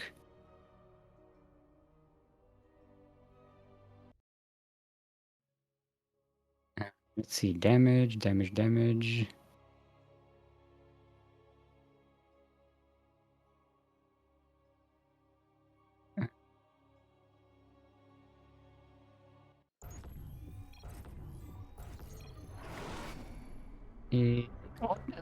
High-sec auto tracking increases range, but I don't see the damage upgrades.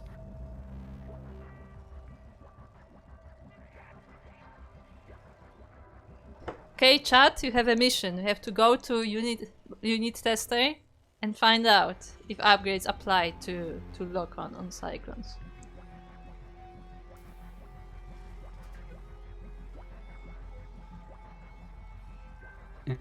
See with the cyclone lock-on thing. In the meantime, we can actually start the actual game.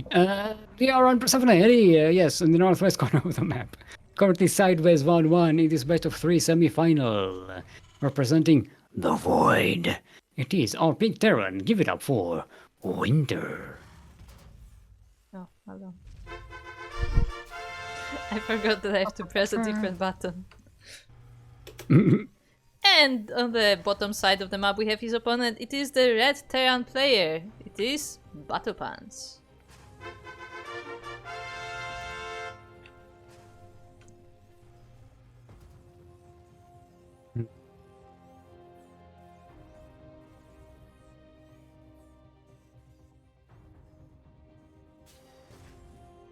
I don't see the lock-on. Lock-on, cyclones, weapons on target. Yeah, someone in the chat is saying that the upgrades don't apply.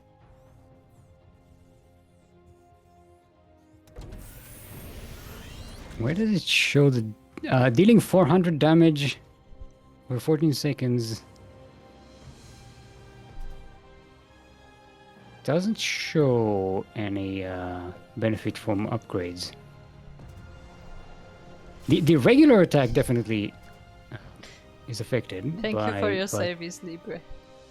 Libre saying that they closed all their Wikipedia tabs to help the servers come. Thank you. Thank you. Well, you degenerates with 15,000 tabs open in your browsers. Cough. Oh, yes, those people. Yeah, those people. It's not like I have 10 tabs of Wikipedia open at all times. Ooh, very, very intense defense here from WiNtR.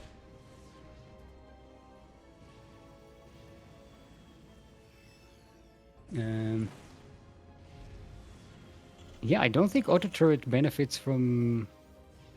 No, I don't mean auto turret would. No, because auto turret isn't like an ability. But I just don't know about lock on because I don't know if lock on counts as a separate weapon. That's why I was asking. No, I would have thought that auto turret would benefit from it because it's like it's a mini unit, right? It's not a spell.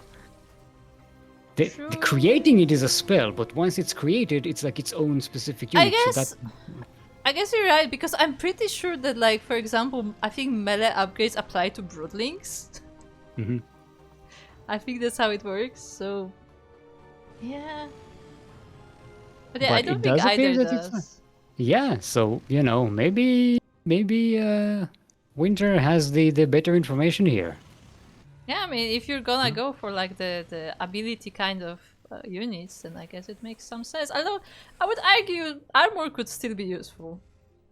Well, they got one layer of armor. Yeah, just one, one metal sheet, Well, it's like someone took like aluminium wrap, yes, tin foil, and just wrapped the cyclone. Okay, BattlePants gets shut down pretty hard here by all of these aliens and the Reapers. Unfortunately for BattlePants, he got caught by the move out from WiNtR right as he was about to reach the base, and that means that WiNtR gonna get a chance. Oh, does get picked up, but that means it's not here to defend. It's nice drop micro. Yes, nice drop micro by BattlePants, but that does mean attack. Oh, it does get sniped. So does everything else. GG is called, and WiNtR with a very, very cheeky Reaper Rush managed to squeeze a victory here, winning 2-1, and will be our first finalist for the day. Very nice. Quick win there for WiNtR. Nice. We talked more about upgrades during that game, but it's still. Yeah, no, but I don't think you can call it like a builder win, but I feel like it was a bit unfortunate for BattlePants that he just so happens to meet exactly where WiNtR was moving out. But yeah, I mean, losing that whole army, like BattlePants was just not able to make defenses back at home. And it was very close. I mean, the tank micro was pretty good, but yeah. GG is called, and congratulations, WiNtR will be going to the finals.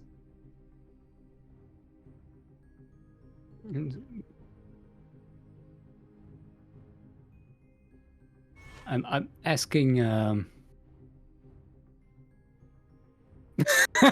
No. There you go.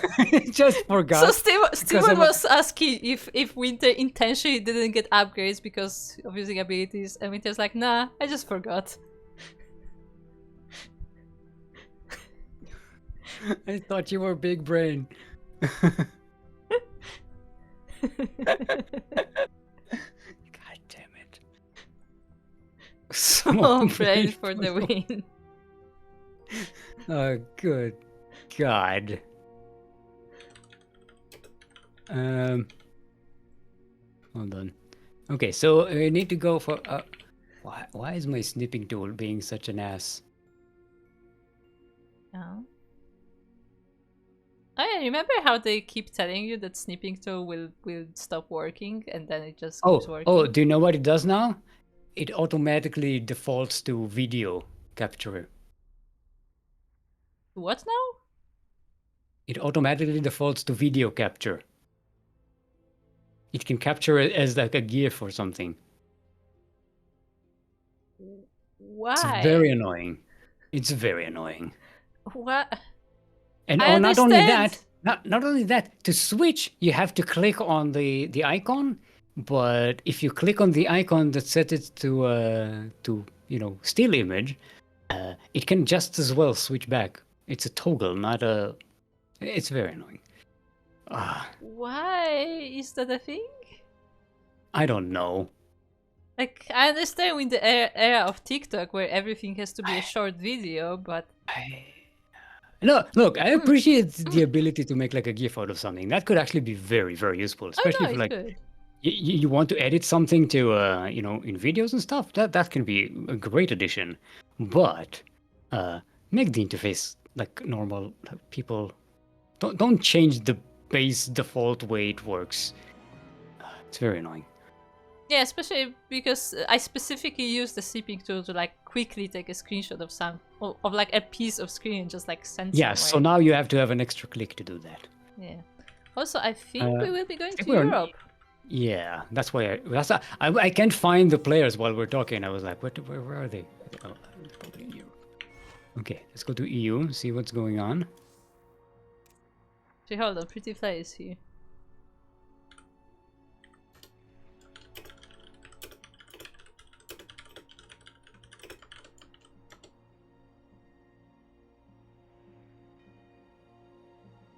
I can't see anybody on EU. I don't even see you. Yeah, because I'm on an A. Yeah, Demahcciò is in chat asking if they should start, so... Tell them, no, we are going! That's when you go and game at the same time.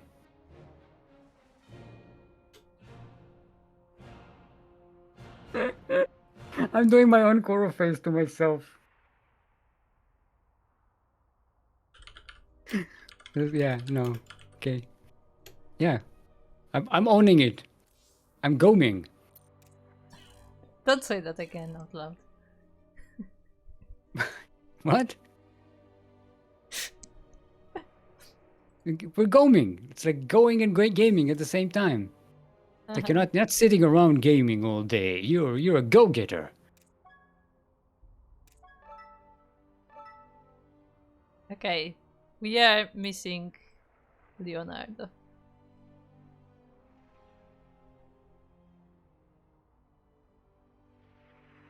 Oh, I thought you will already be there. No, I don't see him either. I'll add him on thing.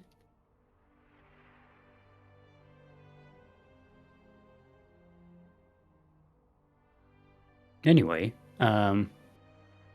if you like what you're watching here today, despite all the technical difficulties, we have a Patreon page you can join and help us with if you like to support us. It's going to be very, very nice of you, very kind of you. You can also subscribe to our channel, which will be very an additional help as well. This is how we found all of our tournaments and all of our endeavors and all of our shenanigans along the way. We can't do it on our own. We do it mostly on our own, but we're all volunteers here, basically. So if you want to support us, Patreon, exclamation Patreon in chat. You can subscribe right here on Twitch. You can subscribe on YouTube. Or wait, no, YouTube is what's the thing with YouTube? Membership. Membership. You can membership on YouTube. I don't know how YouTube works. I mean, it's pretty similar to Twitch in that regard. It's just called differently. So confusing. It is confusing. Also, I heard they're going to stop you doing that because people aren't like into that extra membership thing. Really? Yeah, it didn't really work out because there's already like YouTube Premium, right? I mean, Twitch had Turbo, so like, it's not a new concept. Yeah, well, my YouTube channel is not monetized anyway, so My YouTube channel is also not monetized. CranKy Ducklings is, obviously. Ooh, speaking of which, I forgot to open the chat with all of our nonsense. Because I have to go into the video and then pop out the chat, and then it's like a thing. Also, I need to mute myself now. Okay, stop! I can't hear myself while I'm talking. It confuses my brain. It's like my brain doesn't know which of me is talking. The one inside my head or the one outside my head.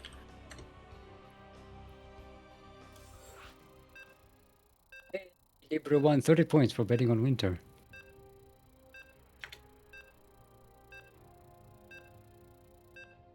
Okay, so we have ourselves a ZVP. Should be fun. Did Leonardo play in our tournaments before? Yes. Not super familiar with that name, but we are very familiar with Pretty Fly, aka horseradish.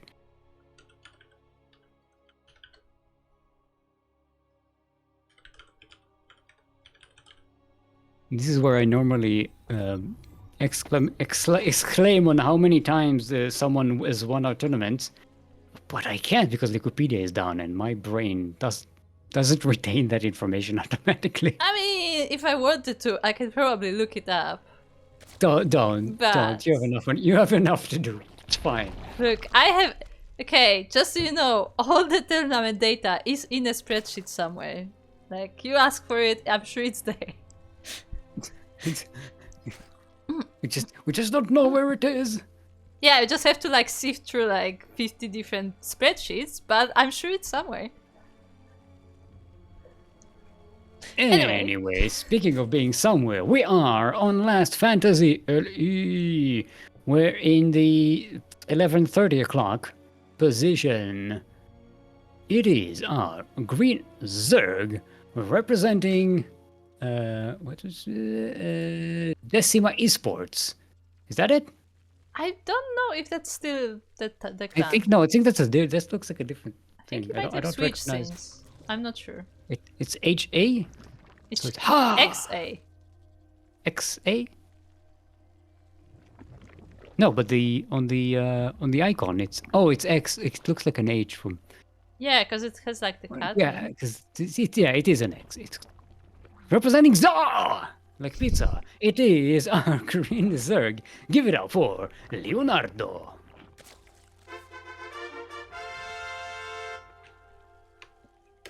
And at the 7:30 position, we have our pink Protoss player representing United 19. It is Horseradish, also known as Pretty Fly. No, the Templars plays says Pretty Fly for a color.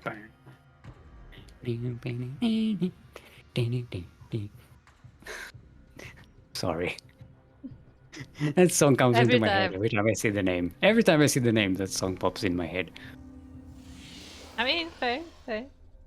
So I was gonna check. It's not my fault. It's not my fault. It's like that song came out when I was like a teenager, and it was playing all over the place. And it's a very catchy song, and it's in my brain forever. I can't do anything about it.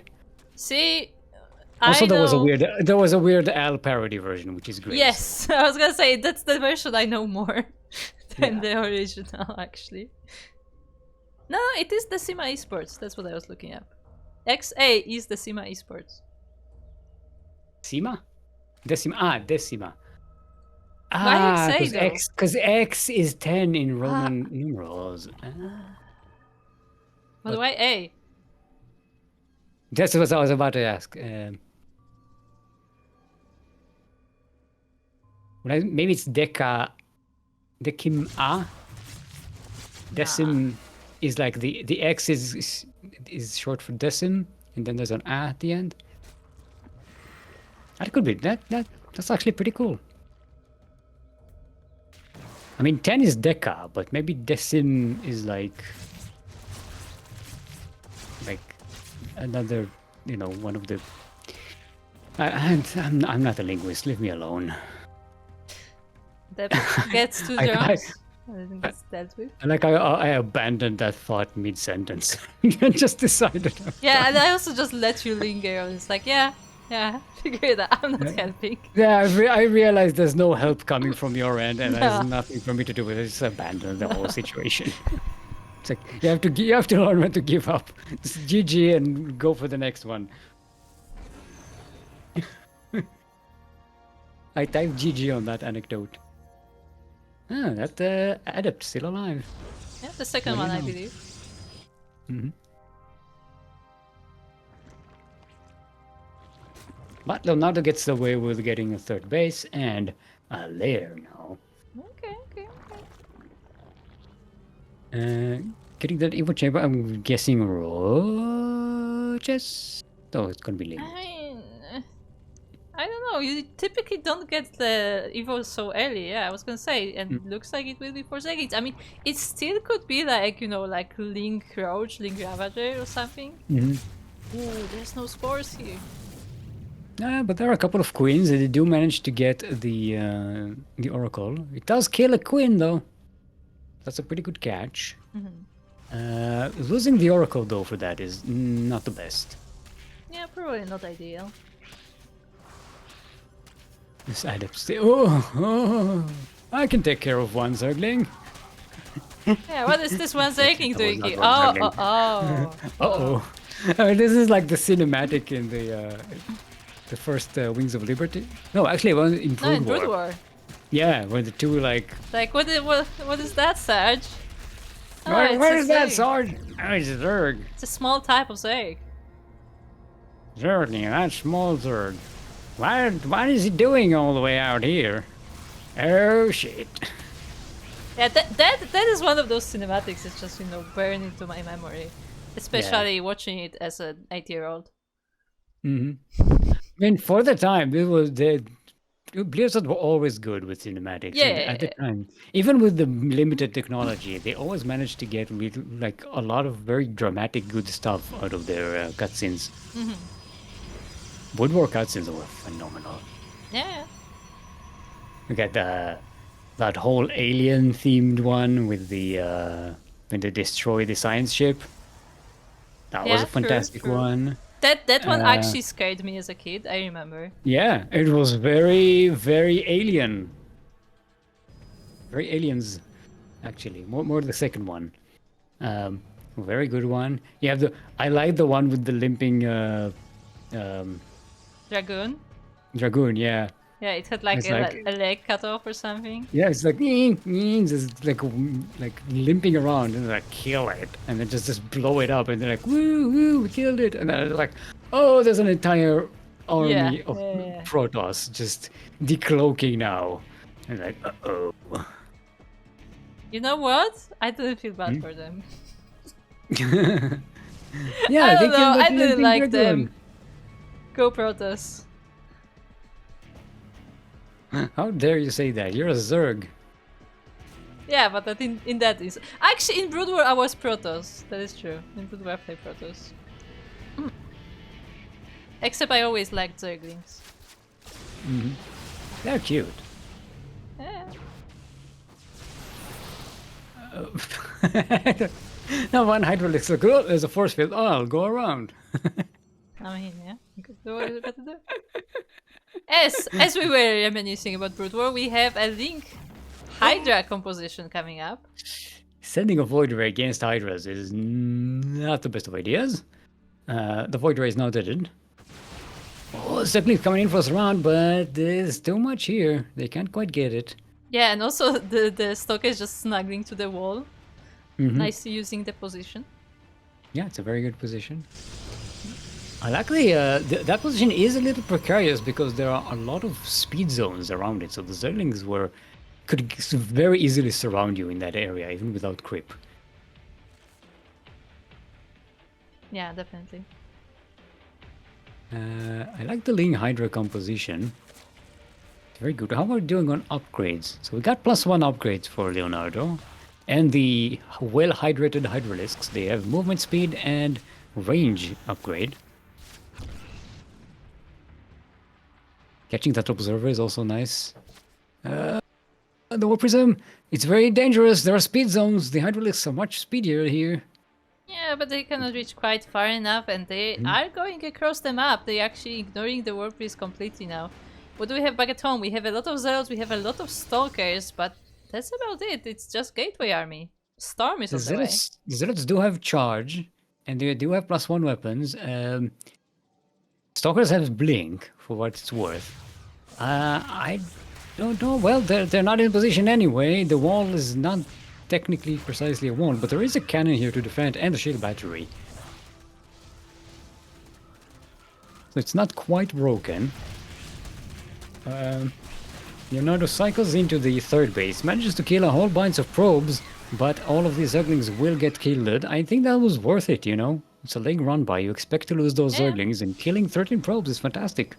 Yeah, the entire third base pretty much of work of workers went down. There is a storm coming, Goro. I told you like 30 seconds ago. But I don't listen. I know. I'm too busy thinking of something else to say.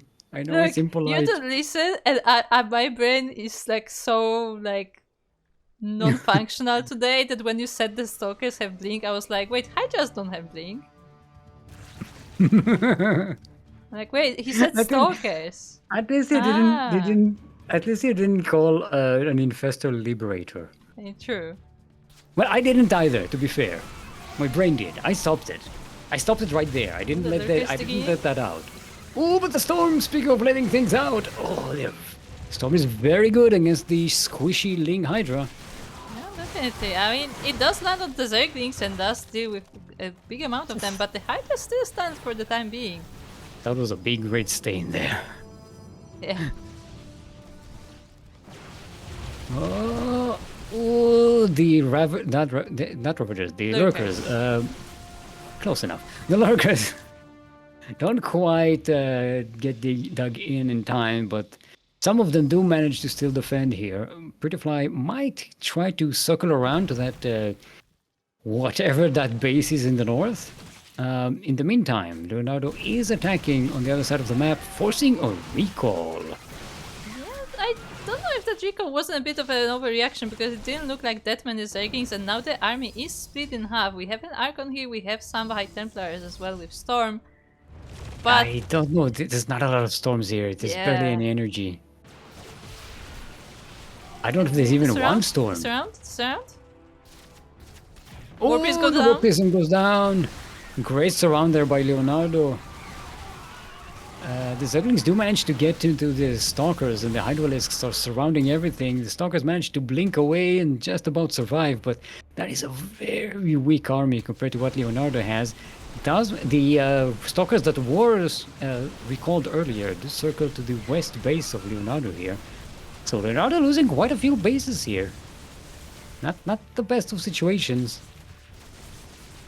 Yeah, and the Stalkers go all the way into the main base, so, you know, just scouting the way. In the meantime, Horseradish does get a fourth base. It's almost up and running. Leonardo, I don't think these Hydralisks have no backup, but they catch the army returning. That's great. You have to keep in mind that this army is purely gateway. The Zealots are probably the biggest danger, of course, the storms, if they are not dodged properly. And they are not being dodged properly. But that said, once the storms are out, there's nothing for Prettyfly here. Oh, and these Templars are being chased by the Zerglings as well. This one is saved by the shield battery. That High Templar must be so surprised. He's like, what? I'm alive? That shouldn't have happened. This is very, very scrappy, but I think Leonardo is getting the much better end of these trades, sacrificing mostly Zerglings so far in this game. Only 26 Hydralisks died this game, by the way. I thought it would be much higher, but no. Yeah. Mostly Leonardo is losing Zerglings, and these are the units you want to lose against Protoss, you know? Yeah, and as they're fighting here at the third base, the lurkers are here at the natural, knocking on the door of Pretty Fly. The Hydralisks before, we didn't mention it, but they did snipe the upgrades from Pretty Fly by killing the Yeah, forge. the forge was in the wall. There aren't as many storms. The problem with storms is that they're energy based, and once you run out, you run out. Can you recharge Yes. TIE Templars with the thingy? Yes. Then why aren't you doing that? Because you already did that, Yeah. and it's on cooldown. Yeah, I was gonna check. That's but why. Yeah. That's why. Yes. Anyway, GG's call. Leonardo will be taking game number 1 after a pretty scrappy fight. Fights, I should say. Pretty scrappy game with a lot of scrappy fights. Good job on Horseradish, constantly trying to find openings out on the other side of the map with the Blink Stalkers and the Charge Lots. But the storm just wasn't enough. There was just so many Hydralisks. Even with the storm destroying so many of them and so many of the Zerglings. It just wasn't enough. So our next map is going to be Incorporeal. The map which is in fact not there. It is Incorporeal.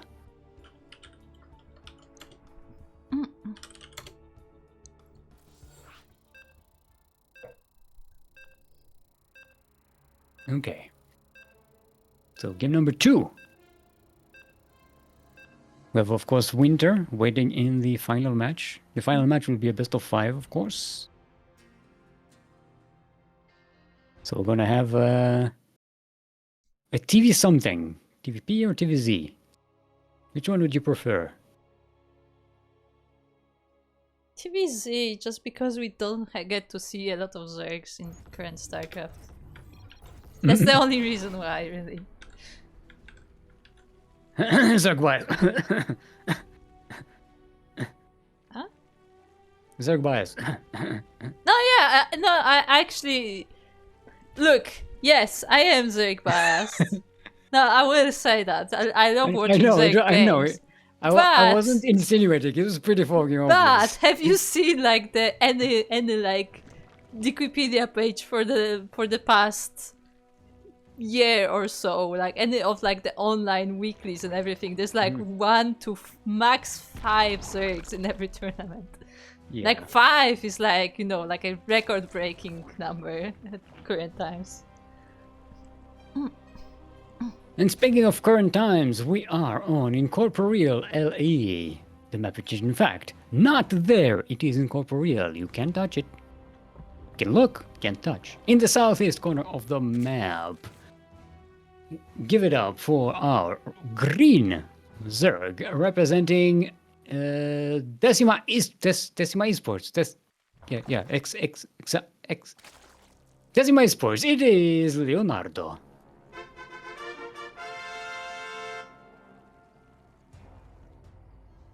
And across the map we have his opponent. It is the pink Protoss player representing United 19. It is Horseradish, also known as Pretty Fly. Leonardo starting with a proxy hatch and a whole bunch of Zerglings marching across the map. This is a proxy hatchery! We mentioned Blisk before. For those who don't know, Blisk was one of the first champions in Sea Duckling Open. Yeah. And what he liked to do in every single game is proxy hatch. Ooh, the wall was not blocked though because the Zealot was busy with the hatchery, and that means the Zerglings do get into the base. They are of course slowing, speed isn't even on the way yet. Okay, so this is definitely not an all-in.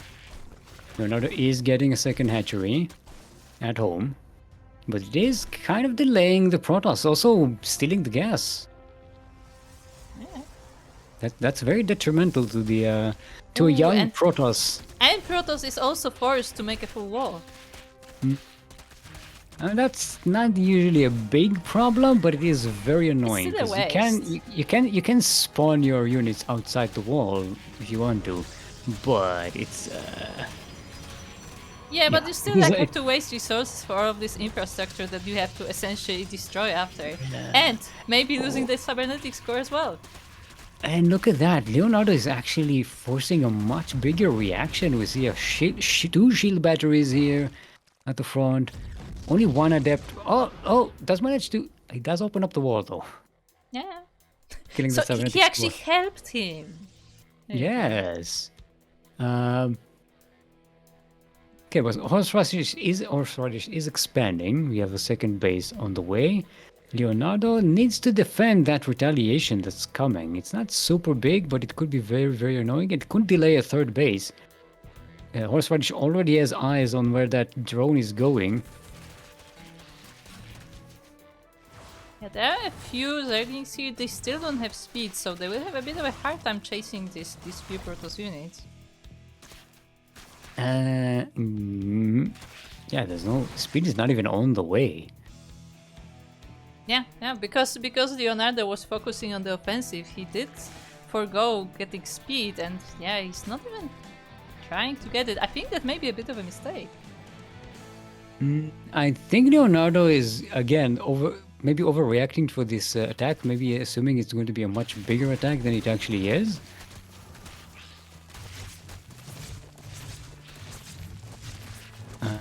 Yeah, there's speed on the way now, and finally the third hatchery manages to go down. That drone was sniped by the drone that went out to set up a third base earlier. And now Pretty Fly is going to go with a Stargate. And finally going to try and get rid of this damn extractor.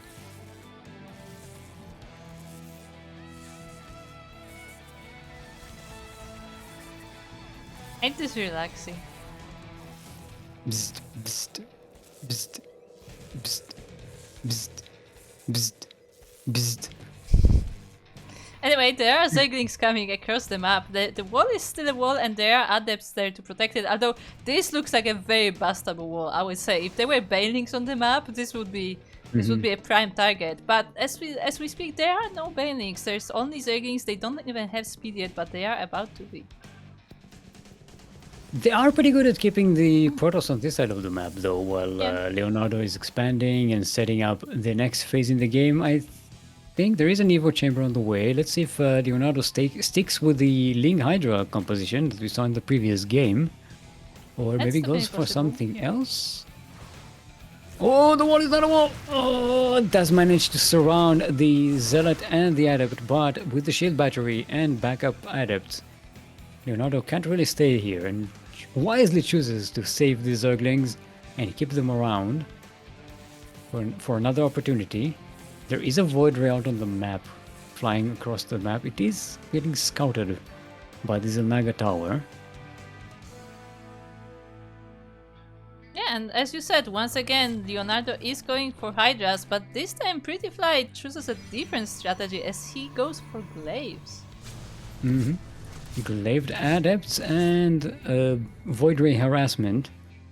I mean, Glaives will do pretty well against the Hydralisks. Yes. One day. They do extra damage against light units. And they're also a lot more mobile with the They slip through. shading. The wall gets squeezed. They're just squeezing around the Yeah, probe. they're really squeezing through. They do manage to get to the mineral line. There's only one Zealot to defend here. Maybe they'll force a recall. Oh, can you get snipe the Glaives maybe? No, I don't think No, they're Leonardo going pays for the- attention to that. Instead, goes for the damage and in the end focuses the cannon instead. That I don't think that was worth it. Yeah, there are a couple of Zerglings left here in the main base, which is annoying, but if the probes are enough to deal with that. Oh, but no, this still delays the mining for quite a long time. True, but I feel like he could have done so much damage just focusing the probes themselves. And yes, the Void Ray does come back as well, so that's also another force that's, you know, not across the map dealing damage. And Leonardo uses this opportunity to just get the stack up, start to build those Hydralisks, get their upgrades up. There is speed upgrade, the range upgrade is already finished. Speed upgrade started a few seconds ago. Continuously drawing up, getting more gases, getting a second Evo chamber. No fourth base just yet. And horseradish expanding to a third base, and we see a gateway explosion coming up. And we're going to go to a beef wave. Maybe. That said, do we have any warping points actually? We don't have a warp priest. I mean, Robo is on the way, so I guess horseradish will wait for that warp priest then? Possibly. I hope for Pretty Fly that it's not too late. Yeah, because Leonardo is building a pretty nifty army here. Exactly. I feel like the longer horseradish waits, the more difficult it will be to break through Leonardo's army. Wait, are those is that? That's the Overlord speed thingy, right? Yes. Is that something you normally take as a Zerg? I haven't seen that in a long time, I think. You do sometimes. Depends. I feel like ever since Dropper Lords have not been a thing, that upgrade disappeared. I feel like that's like the like kind of like personal preference kind of upgrade. Like you get better scouting, and also when you have like Void Rays on the map, like your Overlords are safer because they can run away. Oh, but we have the engagement. The air units are down, both the Oracle and the Void Ray. But now Leonardo sees the Glaives. The Glaved Adepts. Ooh, they are strong. They are powerful against the Hydralisks. The Hydralisks are just too squishy. They don't have any armor upgrades. So they take the full brunt of that damage. Yeah, and the Adepts are in the bases themselves. The Queens are trying to help with the defense, and some of the Adepts will stay in the ramp, but the rest of them are getting straight into the main. They're not focus firing though. They're mostly going against the Zerglings, so they're not really doing any damage here. They didn't kill any drones, I think. Not more than one, at least. They killed one. And look at the production tab right now.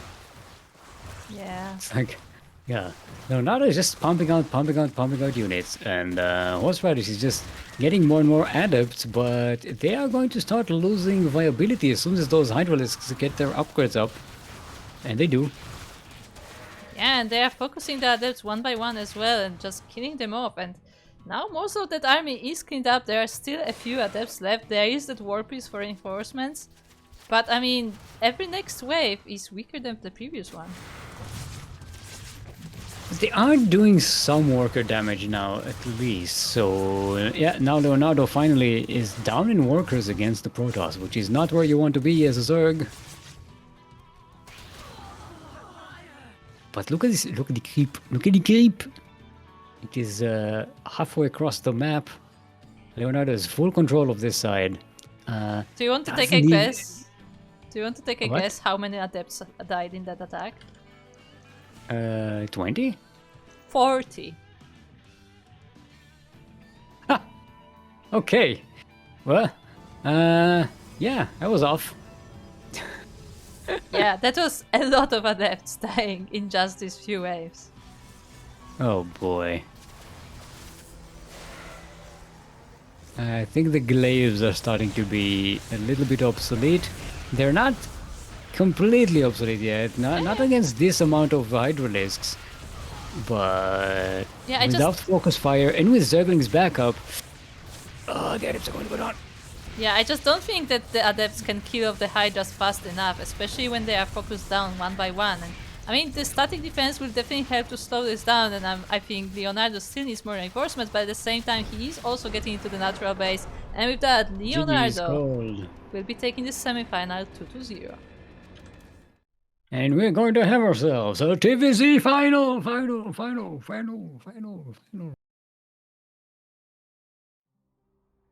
That was a nice series. I liked it. Horseradish was definitely going with interesting stuff with the glaive adepts, and it worked pretty well for a while. But with enough hydralisks, and if they get their upgrades, they start to turn the tide, I think. So it kind of loses viability at some point, and if you don't have a backup plan after that, you're kind of stuck. Yeah. So And- we stay on EU, right? I believe so, yeah. Yes. Should I go to NA and maybe bring WiNtR? You can. Because you won't see the if he's watching stream, you won't see it for 2 minutes. Yeah. In the meantime, I shall get ready for the random raffle. And he's not here.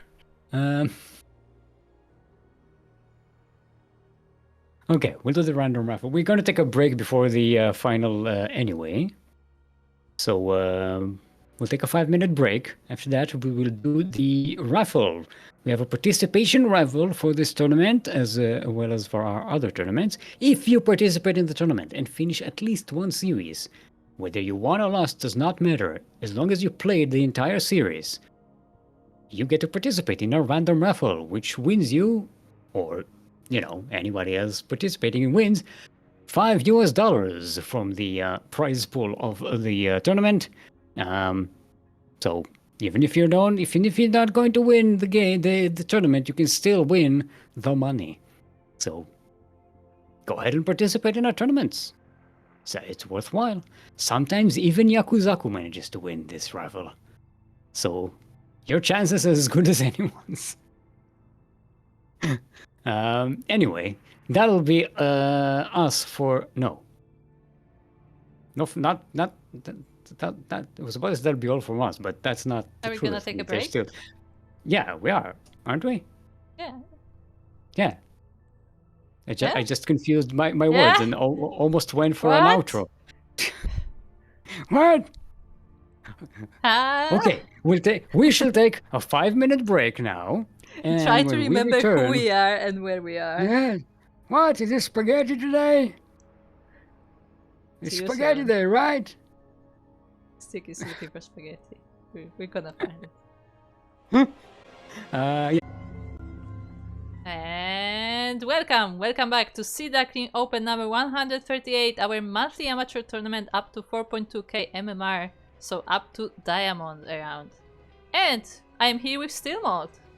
Hello. And we are about to start the best of 5 finals, but before we do that, we have something special still to set.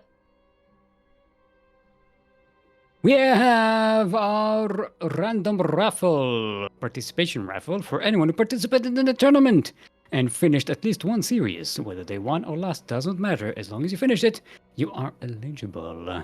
And without further ado, Krupp, who is the winner of our today's random raffle for the Sea Duckling Open number 138? Totally remember that. Good save. Nailed it. So, the winner for today's random raffle, again we had 9 eligible participants, and the winner is... Run, Libre. drummel.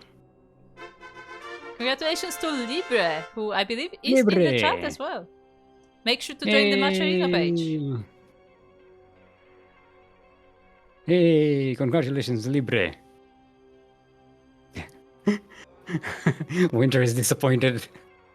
Is he disappointed no. though? Well, he says, ooh. Or maybe it's oh. We Okay. don't know. Could be. Gamer. But you Let's see are a which gamer, gets according the- to WiNtR, so... Yes. You are a proper gamer, Libre. Professional gamer, technically, because you got money. yeah, for it, professional right? gamer. Professional gamer. Because Yes. I really want money, yeah. A pro gamer. Okay, let's see if both the players are prepared to go all the way, Alexei. And,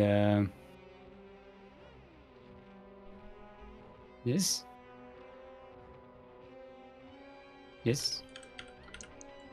Hello. Hello. Go for it.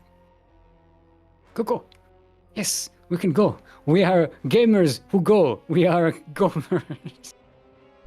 No, no. It won't be a thing, but I'm going to give it a try anyway. I No. have to. I have to. No, no. I veto. Also, why, Krupp, why am I the referee?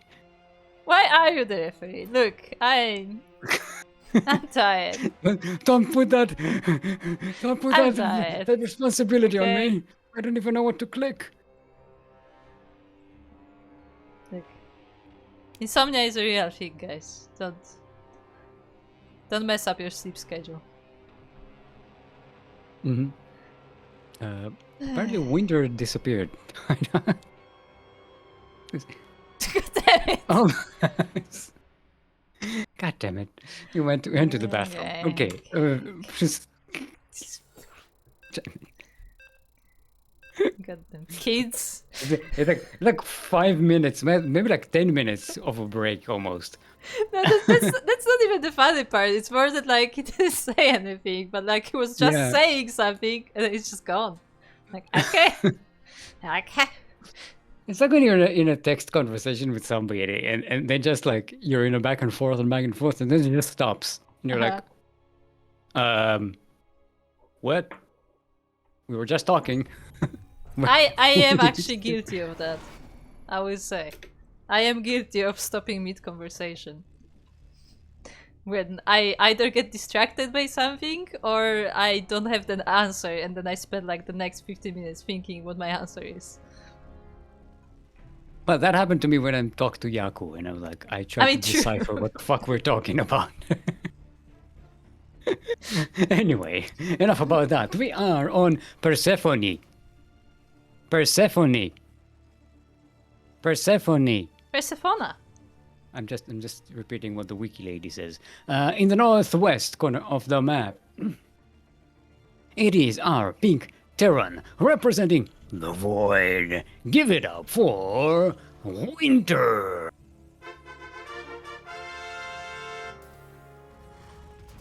And across the map we have his opponent. It is the Red Zerg player representing Decima Esports. It is Leonardo.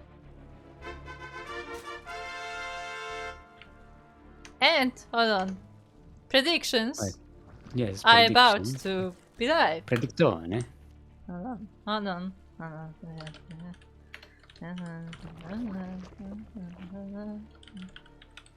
It's not- Are you doing elevator music? It's like hold the Hold phone on. music. Hold on, I did the wrong title again. Yeah, that's what's going in my head. It's Your just... call is very important to us. Yes. That's exactly what's happening. The CranKy Ducklings and the CranKy Ducklings organization can offer you CranKy Ducklings insurance. Get your grapes insured today. Crepes also acceptable. Lemonade, not. CranKy Ducklings and the CranKy Ducklings organizations are not associated with any lemonade stands. But yeah,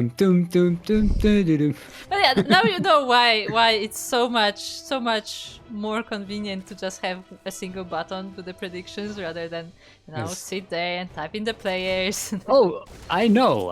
Someone who can type and talk at the same time, without either breaking completely. Hashtag Backsteam up.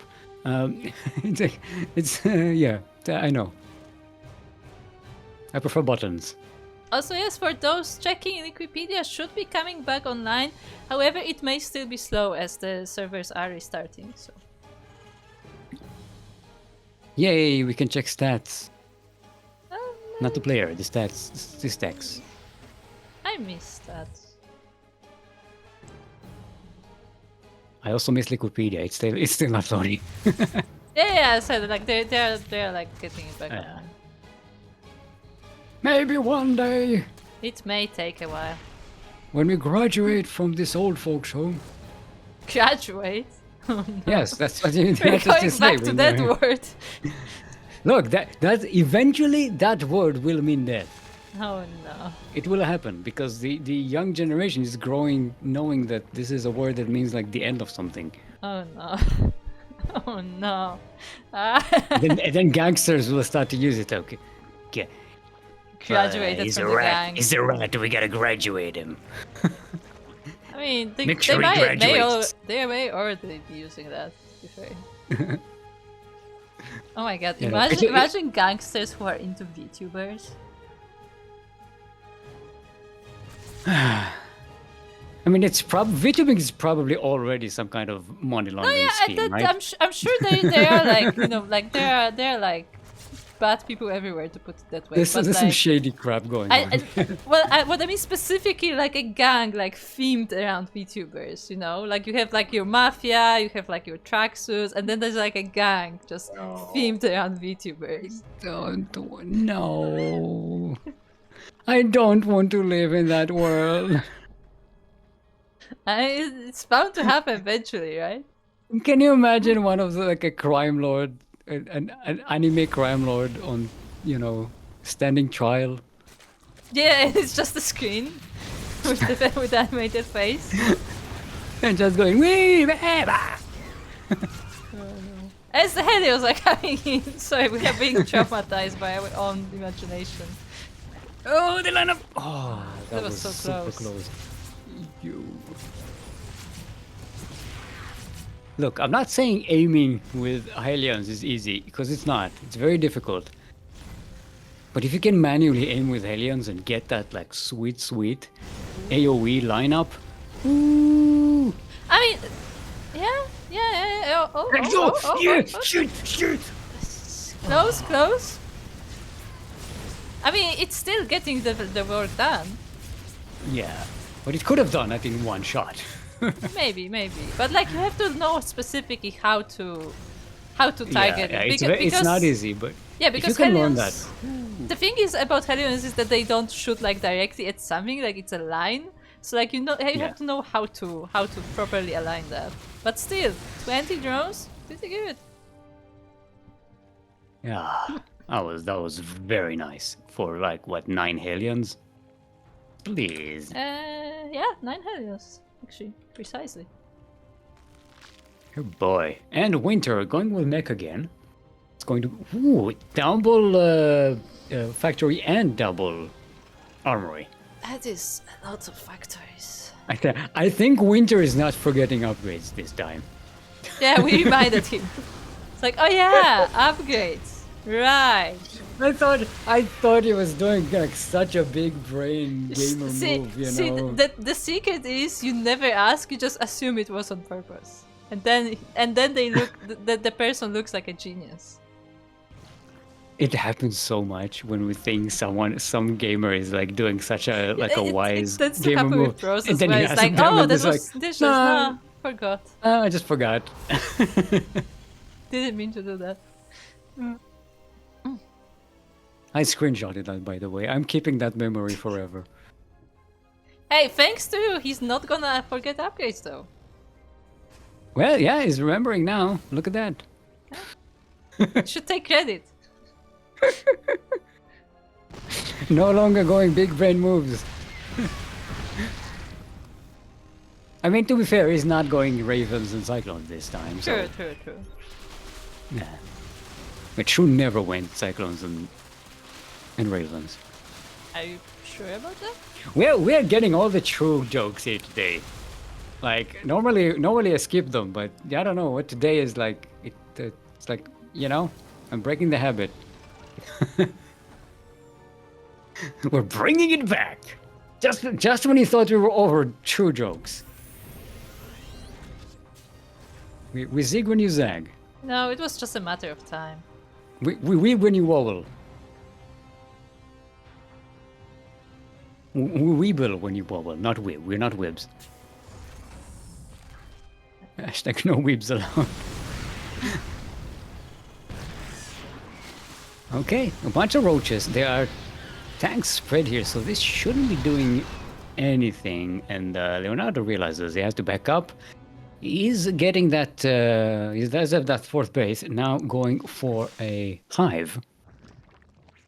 So we're going to quickly take up into the tier 3 units. I wonder what that'll be, though. Against the mech turn. Because Broodlords, yeah, kinda, maybe. Not the best mean, against the combination of Thors and Blue you Flame Hellions. Could go Broodlords, but like you would probably already want to have a Spire because it will take a while before you get there, and yeah, there isn't any right now, so I guess he's just gonna go for Ultras. Or maybe Swarmhosts? Swarmhosts are pretty good against pure mech because, you know, they trade really well. Against the army is too slow to catch up to the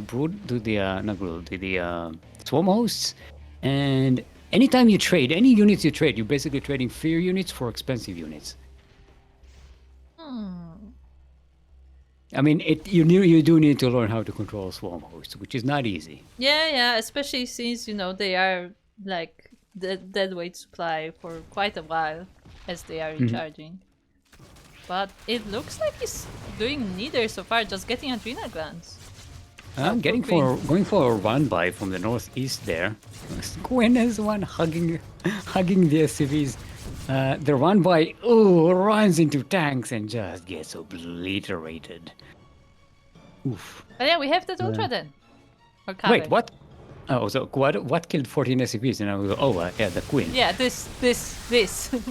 Yeah, WiNtR is just throwing away the SCVs just to clear our supply to make more army units. That's what's happening. Yeah.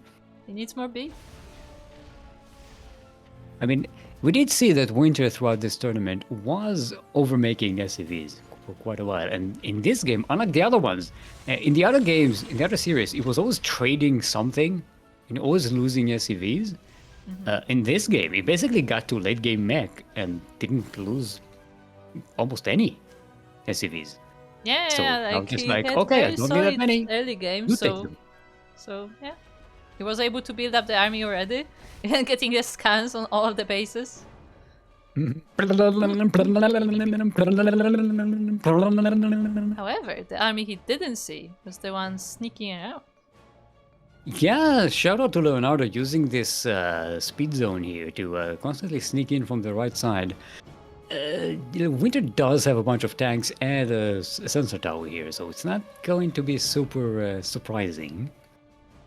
Yeah, Leonardo actually has vision on all of those tanks as well, so he knows what to be prepared for. What?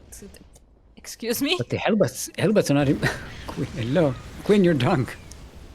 I'm just going to, with my kids, and we're going to she's shoot gonna help. aliens. Look at her. Look at the Hellbats. Get back here! You run slower so I can catch up! We can't move with it. I'm literally carrying a car on my back. I mean, true. Oh, WiNtR going for 3-3 upgrades. 3-3 mech is scary. Oh yeah. And I mean, we have a nice surround here from Leonardo from all sides, with Zerglings, with Ultralists, and even the Vipers for some blinding clouds as well. But is this enough to deal with this mech army? I don't think so. No, and WiNtR was completely surrounded and it still did not work. Also, a lot of these Vipers went down. That's a very expensive unit. 5 of them went down. The Ultralisks are in, but it's just not enough against the Thors and the tanks. Oh boy, this base is going to go down pretty damn easily.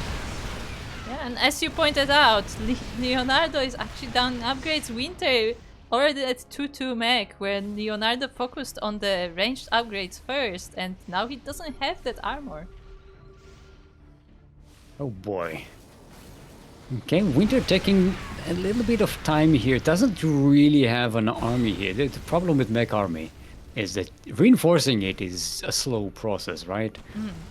These units don't just go fast across the map. I mean, other than the Hellions, but Thors are just waddling across. Tanks take their time. These Thors are in a precarious position. They're not backed up by the tanks completely, and they do get sniped by the Ultralisks. But Leonardo is just losing a lot of them. And the trade is heavily in favor of WiNtR here. Yeah, just more reinforcements streaming in from the Terran side. More Thors! This is actually like pure tank Thor army with some Hellions here and there. And yeah, I mean, it's just marching forward. Once WiNtR realizes, oh, you're not going Broodlords, I don't even need those Hellbats. I just need them for the occasional Zergling run by, but that's it. Don't really need that many of them. I can have the rest be Thors and tanks. That said, he still has to be careful about being surrounded. I mean, those are adrenal gland Zerglings, so they are pretty aggressive. They're coming from the side. They do get to the Thors, and that's very dangerous. But the tanks are doing a good job of AoEing them out. GG is cold, and WiNtR will be taking game number 1 in a very mechanical fashion. Oh boy. Mechanical fashion. Get it? That was a pun. Or play on words. Ah, play on words. That's words you play with. My god. That's good. What happened? What died? No, nothing died, but like I have You're making panic noises. I have my notepad window on the at a very specific size, and today Windows decided that I'm wrong. As is always the case, yes. And just put it at the size that it decided to put it, which was like most of my screen. I was like, what is going on?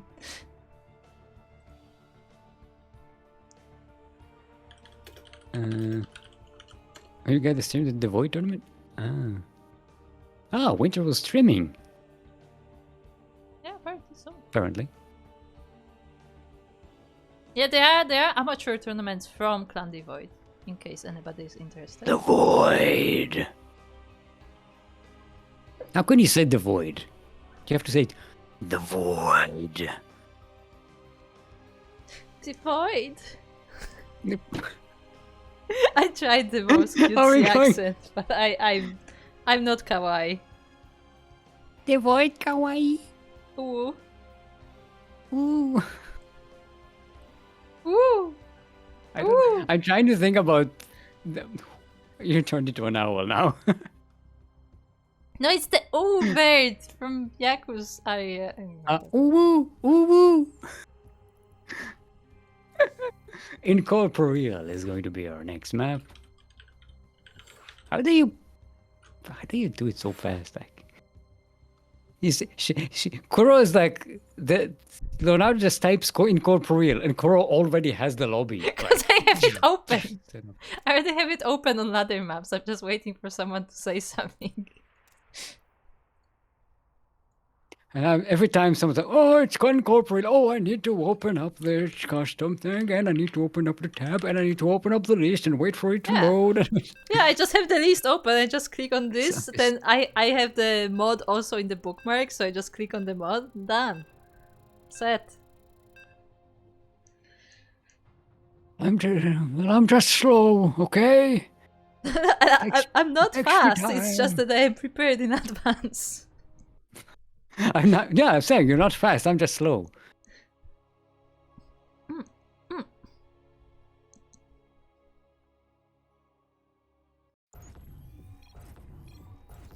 Anyway, speaking of slow, we are on Incorporeal.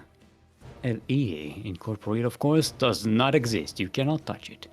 It's Incorporeal. In the southeast corner of the map, the mech master himself, representing the Void. Currently up in this best of 5 final match of today's Sea Duckling Open, the number 138. Nailed it. It is our pink Terran, WiNtR.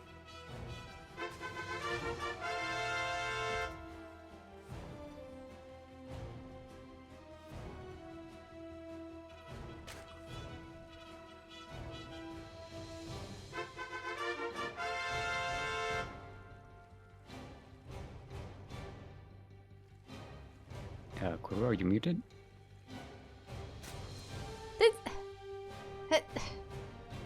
I'm not redoing the intro.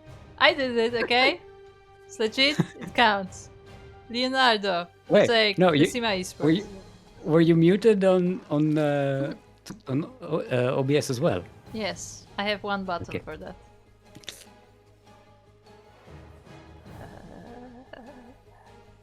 I didn't want to say anything in case only I couldn't hear you, but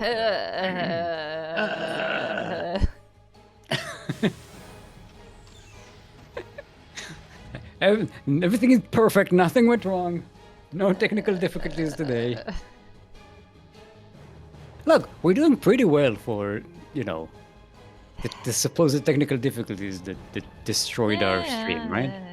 Yeah, I know you don't. I know you don't like to hear it, but you're doing fantastically well for someone who woke up late today with all the technical difficulties involved with the tournament.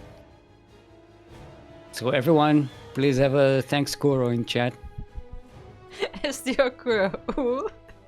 Ooh. Yeah, we are referencing the birds that live outside of Yakuzaku's house. Yeah, they're They called. just go, They called the koel birds. yeah, and they just go, ooh woo, ooh woo, ooh woo, Ooh, ooh, ooh woo, ooh woo. ooh. If Yaku is in the chat, he would be immediately triggered. So we know that Yeah, he's not 'cause- watching. Basically, he lives in Singapore. It's a rainforest. He lives in a rainforest. It's an apartment building, but it's technically a rainforest, and the birds don't know the difference. So he's got like Hey, jungle look. noises outside the window. Look, I like the koel birds, and I think they actually sound nice. I don't mind them at all. But still, nothing will beat the Australian ravens. You should And look what up do the they do? sounds of an Australian raven. Okay, that's what I'm doing right now. Okay. Australian raven sound. Just type call. Call. Ding call Australian raven. Ding ding. It's like my auto assistant calling Australian ravens.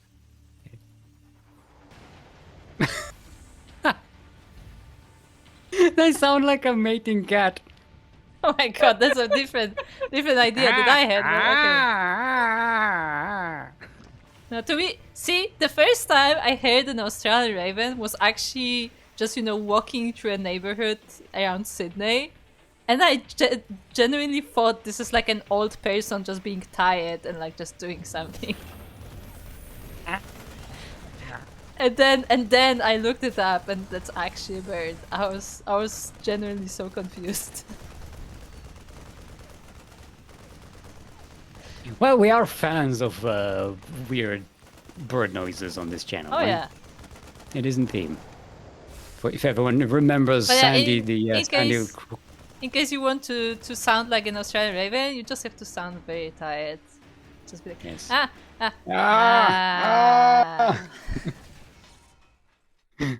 Hey, shout out to Baby Links, by the way, Yeah. for that subscription. Baby Links, No. Baby Links, As we have Helios here coming in, killing all the Zerglings, and the queens are fighting them. Like I desperately try to veer into something. No, don't let the song get in my head. Don't let it get in my head. It's too late. Leonardo got the silent treatment. Because you were muted during the intro. Only winners get the intro. Aw.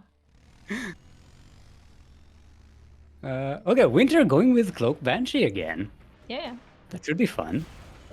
Wait, he hasn't played Cloak Banshees yet, has he? That was BattlePants who did, right? Oh, right. Trying something new Right. today. Yeah. I mean, to be fair, this is the first TVZ we have as well, so... Yeah. And WiNTR's like, oh, I remember. There's bunches. I can make bunches. I mean, but it is this some. Helios, It is a though. nice thing to diversify your builds, right? In a best of 5, you don't want to continuously do the same thing because eventually your opponent will catch up. Yeah, you don't want to do the same thing, because... Yeah, no, you don't That want to wouldn't just get work. no, don't want to get a bunch of factories and go mech again, right? Yeah, because it worked so well last game, so you know, you want to vary it up. I know what I'm talking about.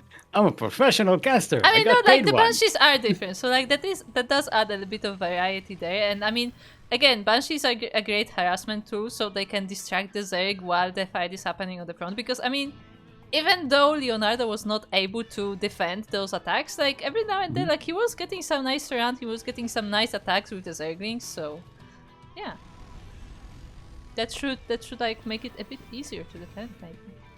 And we even have a Cyclone, so it's going to be a different mech build from WiNtR. It looks like. It's not going to be a full mech, it's going to be a lighter mech. Speedier mech. McLaren, if you will. Ah. Yeah, it looks like the Banshees themselves will also be the part of main army, or maybe just harassment force for now. Oh, the Hellions. The Hellions are like, nope, we're out of here. The Banshees do get to deal with the roaches, and they do it much, much better. Oh yeah. Do we even have cloak for? Yeah, we do have cloak for the Banshees. Yeah, even Hyperflight rotors are on the way. Oh.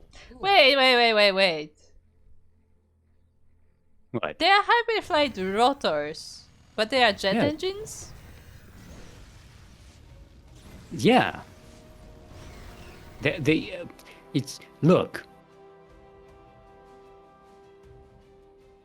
I am looking. Are you looking? Are you looking? I'm That's all I have. That's all I have. It doesn't make any sense. Yeah. Why are there both rotors and jets on a thing, and why are the jets at the front of the thing? Yeah, and but not why at the back? upgrades called rotors give them jet engines? Maybe because without the jet engines, without the Hyperflight rotors, the jet engines are too much. Also, why are the jet engines even there when they don't have the upgrade? So I don't know. In the meantime, Anyway, the Zerglings. Ducklings coming in. They don't quite manage to kill a lot here. Only a couple of SCVs. So that's unfortunate for Leonardo. The Banshees, finally Cloak comes into play. WiNtR so far losing very little this game, by the way. Yeah, None of just the some heavy Hellions. units have been lost. Yeah, Hellions are a cheap unit. You know, it's like 150 minerals. Yeah, like it's very common in to the just mech- send them across the map. Yeah, Just, you know. in the mech tech tree, they're basically Zerglings. Okay. Thing about the Banshees, though, they haven't really done any harassment across the map, and now they're dead. They went up against the Hydralisks. And now there's a Hydralisk count that they just can't handle. Yeah, and that was unfortunate there for WiNtR as he flew directly into the Zerg army, and yeah, I think there's an overseer in this army, so the Banshees, even cloaked, are not safe, and this one is pretty low already. And that's we focus a lot on the Terran, but it looks like the Zerg is progressing nicely as well, getting that lurker then, and working on the hive, so those lurkers will have upgrades soon as well. Also harassing WiNtR in the 4th base location there. Sorry, that's a 5th base location. Which is now turning into a planetary fortress. This mech army, I don't know if it's good enough. The kiting needs to be fantastic for it to actually work, because the Hydralisks, they're really good. They have speed and they have range. Kiting them is not going to be as easy as kiting roaches. However, it does seem to be working. In the meantime, WiNtR is losing a lot of SCVs for this in the other base. So, even though he manages to survive and keep the army alive, economically, this is doing a lot of damage. Ooh, Yeah, I mean... is that a lost base? Yes, he lost the entire base as he was kiting only part of the army of the Zerg in that base together with the planetary and everything, and that helped him to clean it up, but yeah, he left the other half of the army unchecked and he was able to clean out this entire base. And that is pretty bad. Now it does have that other 5th base. Well, no, 4th base. I can count. But it's a much wider area to protect. Even though it is a planetary fortress, it's already low on health, and there's not enough SCVs here to give it the hug of life. And this will be going down to a bunch of Zerglings. Yeah, at the same And time we there's have another another attack at the same attack by time. the Hydras, and they are also taking down another planetary, so Yeah, WiNtR is starting to run out of bases. The Hug of Life came a little bit too late here, and this base goes down. WiNtR is down to 2 bases.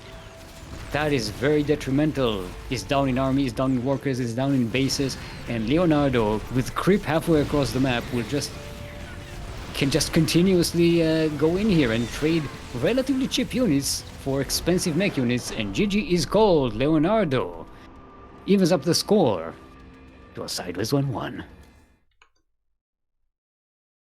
GG.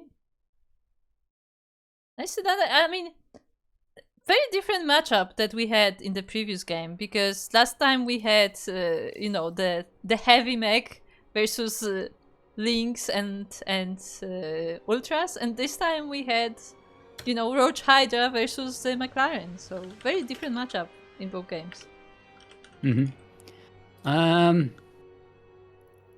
Well, I liked Leonardo's response here. Going with the Hydralisks really helped. Because that's like, they have the speed, they have the range, they have the DPS to deal with only slight mech. Normally against mech, they don't do the best because tanks just obliterate them, right?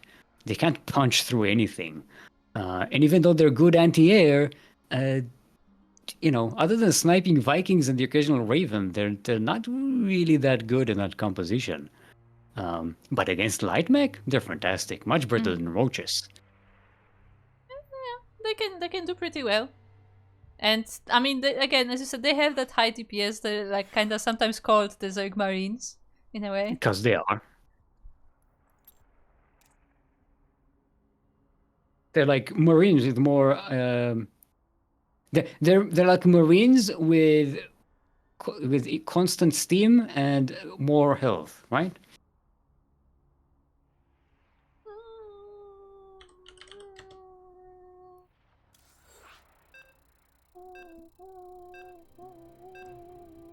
Are you okay? It's my brain connecting to the internet.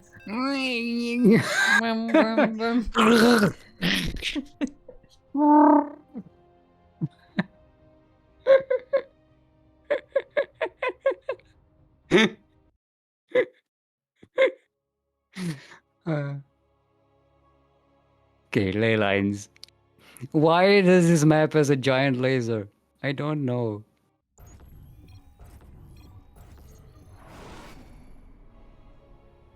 Someone explain. Speaking of explaining, we are on ley lines, which is not LE because why would it be? It's not on the ladder, right? It is. Oh no. That's an oversight. No, the there's north! only one edition. There's only one true edition of this map.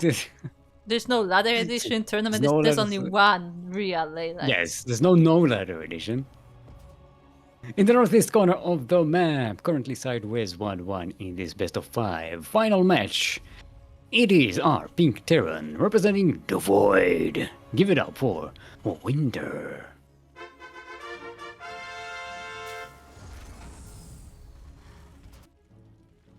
I am unmuted. Yes, you are. And across the map, we have his opponent. It is the red Zerg player representing Decima Esports. It is Leonardo.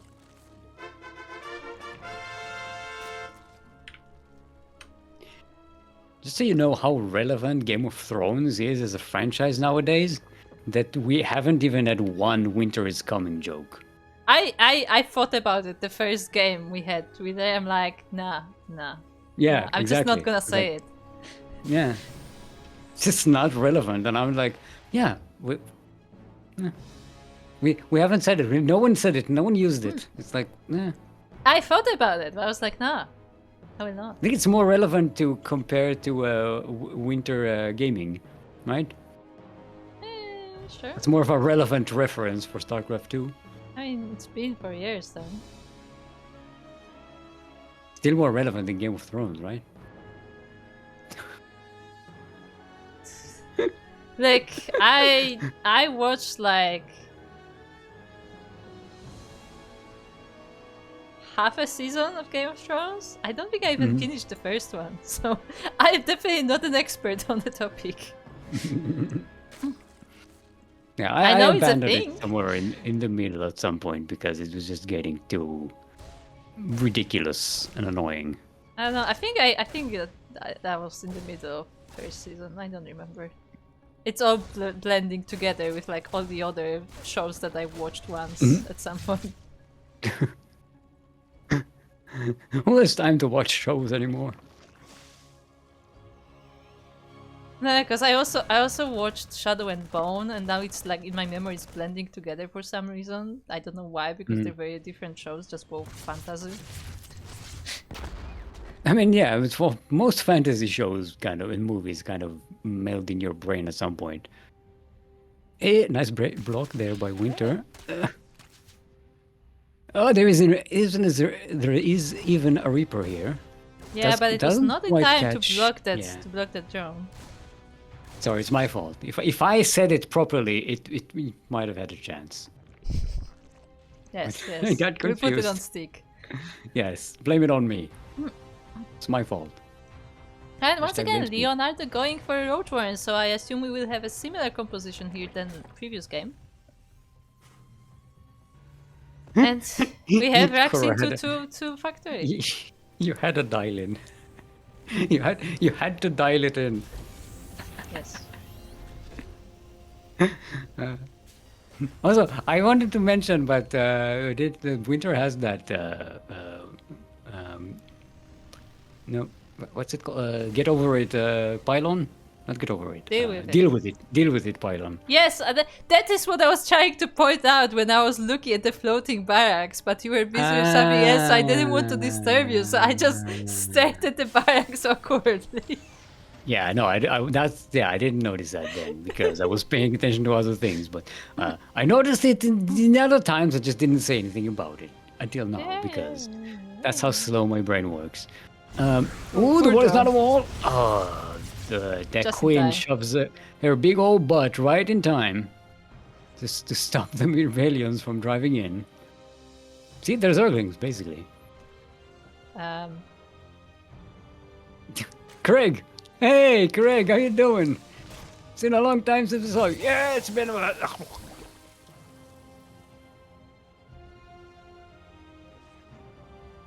I think he died. Next time, Craig. Sorry, Craig.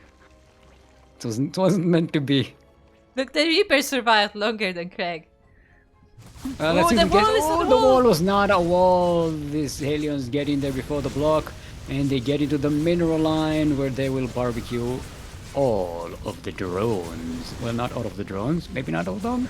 Oh, they cycle into the main base. This is devastating. Nice splits there by Leonardo. Yes, yeah. Well done, minimizing the damage. The queens will be able to clean this up, but already did quite a lot of damage, going in for another wave. Yeah, for all these Hellions, that is pretty good damage. I mean, they are blue flame Hellions, so obviously they will do damage quite quickly, but that was 25 drones for 9 Hellions and a Reaper.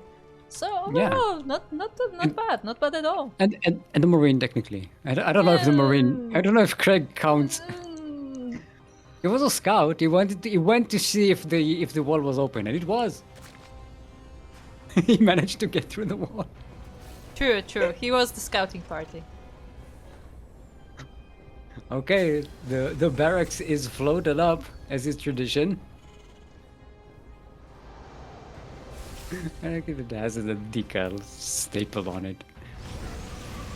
I think someone had to climb on the roof of the barracks to just spray paint Yes, the decal. that's exactly what they did. The Trojan is stuck. Ah, it's trying to get out. Ma'am, I want to see, ma'am. Let me out, ma'am. When No, I can see. you have to eat your vegetables first. Eat your vegetable first. Ma'am, you wanna there you go. Okay, you can go play outside. Don't forget, come back home before dinner.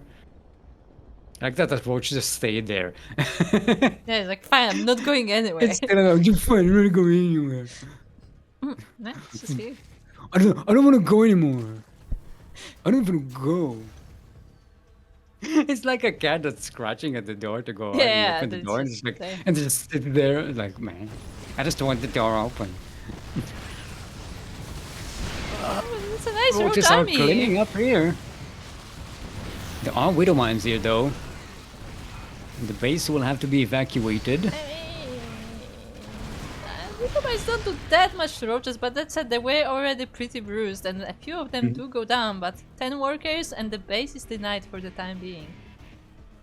But it wasn't destroyed, it was floated up, so Yes, it can be set up pretty easily. And WiNtR still ahead in workers.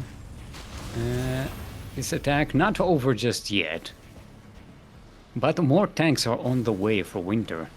It looks like it's going to be a full mech composition, not wasting time with any more cyclones. Yeah, it's not gonna be the McLaren, we're going for the full mech. I wonder if we will once again see the Thors as well, for the time being at least tanks. Thor is here! No, he's not here yet. Why? Where's the Thor? He's Why is stuck Thor on the not bus. here? Stuck on the bus. Imagine the Thor trying to get on a bus. Or it's just riding on the bus. Yeah, and It's like that but he's- Sony's map. But he's like a cat, and like he's actually afraid of heights, so like he got on the bus, but he cannot get down. No, not the drone! Drone! Ah! Also, WiNtR doesn't have a barrack, so he can't make any more factories.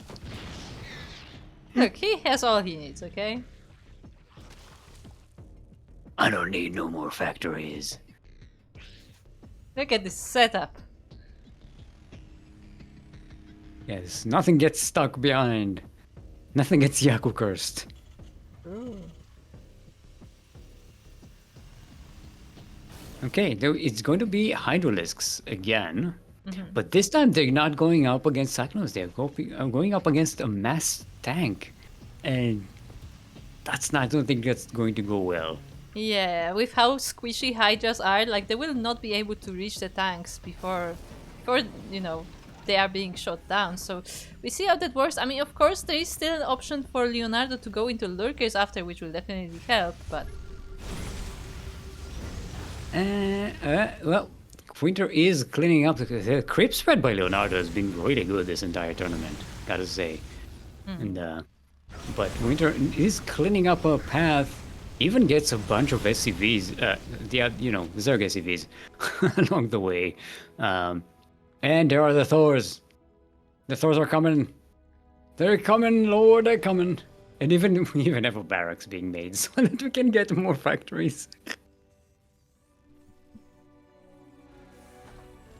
Hydraulics do get speed, but again, I don't know if that's going to work against the mech. WiNtR is pretty good with the upgrades this time. It's going to be +2 and 1. +2 weapons, +1 armor. Not +2 and 2. Okay, Roaches are pretty good against Helion, but once they get into the tanks... Oh, they almost ran into the tanks. Yeah, one shot and they know to not approach this area. I mean, look how many tanks are here, and they are spread out as well. Yeah, this is basically defending the natural and the third base and the natural and the fourth. With the upgrades, it's only going to do even more damage. And with the Thors, you now have anti-air, you have a pretty good way of dealing with the roaches very easily, that even if they get close to the tanks, there's enough firepower to destroy them. Ooh, we are getting swarm hosts and a lurker upgrade. What? No, it's the Hydralisk upgrade, right? What? Actually, Lunge. Oh, it's lunge yeah, ability. that's Okay. a Hydra ability thingy. I don't think I've ever seen that, actually. I have not had a chance to use it yet. Yeah, I'll be that's honest. the steam that Hydralisks have, right? Yeah, sure. Let's call it Steam. Oh, WiNtR is moving. I was about to say WiNtR is It's coming. coming. No, WiNtR is moving. Ooh, but the tanks are on siege, and a few of them do get caught, but there's so much more coming. Yeah, and it was a great surround there. Everybody, all the Zerg are on the low ground, with the Hellbats at the front, tanking in the damage. But the Swarmers are coming in from the flank. They could catch this army from the back and be very devastating, especially if the Hellbats are not in position to deal. Oh, they are in position to deal with the Swarmers, the Locusts. So, yeah, that's not going to work.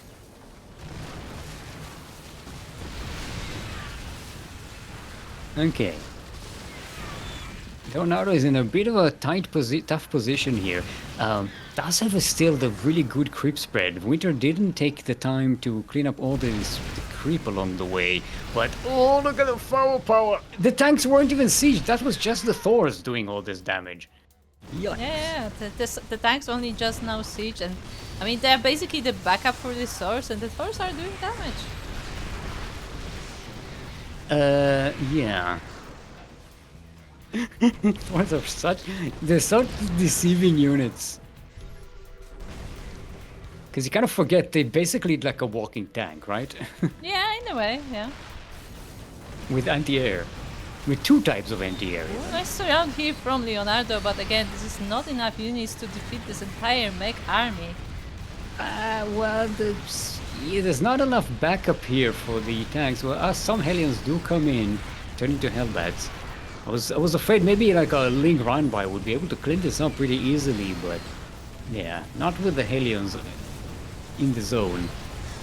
And the upgrade gets denied as well for Leonardo. Still, there's a flank coming in from the back with the swarm hosts, and it's going to clean up some of the tanks, but it's not going to be enough. WiNtR is just marching these. No, the swarm hosts walk right into the Terran army, and the Thors will just destroy them. I don't know if that was intentional or not, but I mean... It was not intentional. Yeah, there's not much left here for Leonardo, and there are just reinforcements coming from the side of WiNtR, and yeah, this is a pretty strong attack here. Terran, only 4 Thors were lost in this game. So... They're a pretty good survival rate, and GG's gold. WiNtR will be taking game number 3, and will be on match point to win the tournament.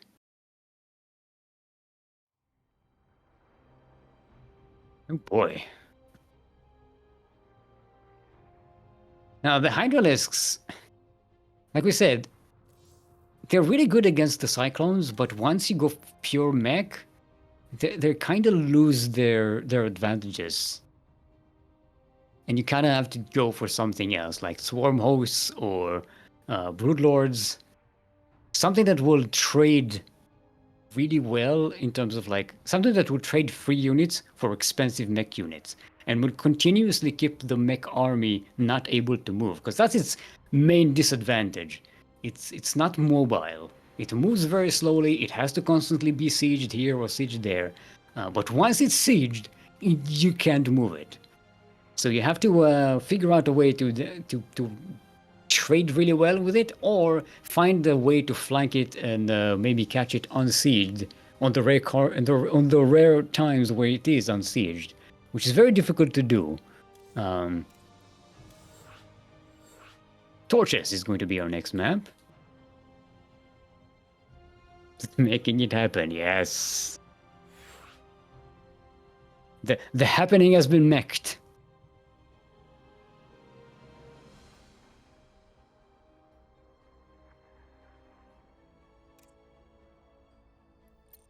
Alright. Are you muted again?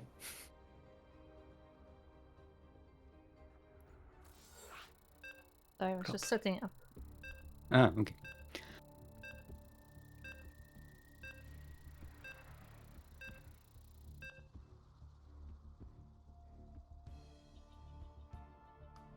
Torches, is that the one with the dead zealots?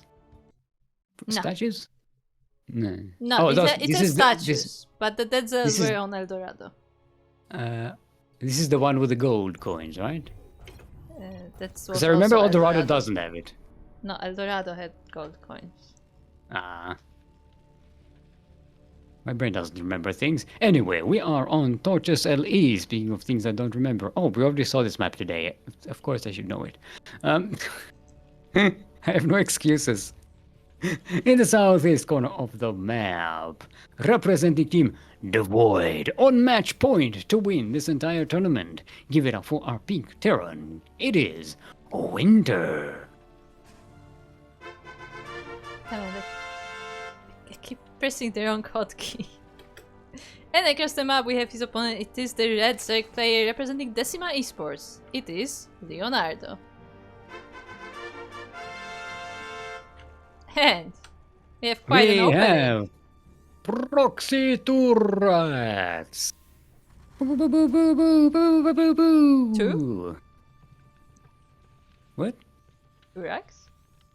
2 racks. 3 racks. 3 racks. Yeah, baby. I'm assuming it's going to be Reapers, right? No. There is no gas. So I think it's just 3 racks Marine. Hello. The Overlord will not scout it looks like, because the way it's going right now, it will go to the natural first. No, that's where's this one going? No, it's just going to wait here outside. Yeah, it's going to the natural, but see now it's redirecting. Yeah. Yeah, no, the other Overlord is waiting outside the natural. 4 racks. 4 racks. And building the depot right here. Okay, there we go. Leonardo sees. He sees that there's shenanigan nothing here. Immediately puts down 2 queens and a bunch of Zerglings. Yeah, but I mean, let's see if he can get ready in time. He probably will need a Baning Nest, but he also needs speed. Okay, he speed on the way. Mm-hmm. So well, he did get gas, unlike WiNtR. He did pull out of the gas though, so he's not getting Baning Nest. He will defend just with Zerglings and Queens. Oh, the Zerglings miss out the move out, and now it's seen. The bunker is kind of late because it's away from the creep. It has to be built off creep. I don't think it's in range of that hatchery right now. The SCVs do get sniped, most of them. The Marines are enough to back them up though. Ooh, Overlord goes down. Leonardo is splatbot. Oh, the Queens get off for creep. They're stuck. There's enough firepower to kill them. Nice starter step there by WiNtR. The boys are being pulled. The bunker is finished. But who needs a bunker when you're just fighting drones? Yeah. There is a spine here. There is a spine to protect the mineral range. line, but the Marines are just going forward. I mean, they don't need the bunker if they are not being attacked. And there are only a few Zerglings. They are slowly amassing, but just barely not enough to fight this. Oh boy. I think Leonardo has a chance here. If he messes up a bunch of speedlings and a couple of queens and a spine, this could work. They're coming forward. No, the Zerglings do get cleaned up. The Marines start stepping. Leonardo says, congrats, GG, well played. And WiNtR is today's Sea Duckling Open number 138 champion. GG. GG! See, this was very nicely planned by WiNtR. When knowing the advantages that he has, he just went for the quick win. Because, I mean, if he loses, he still has another game, but just like that, it can get him the quick win and take the series. And it's also a very unusual proxy. Yes, yes. Proxy Marines is not something you see very often nowadays. It's usually Reapers or maybe Marauders. Yeah.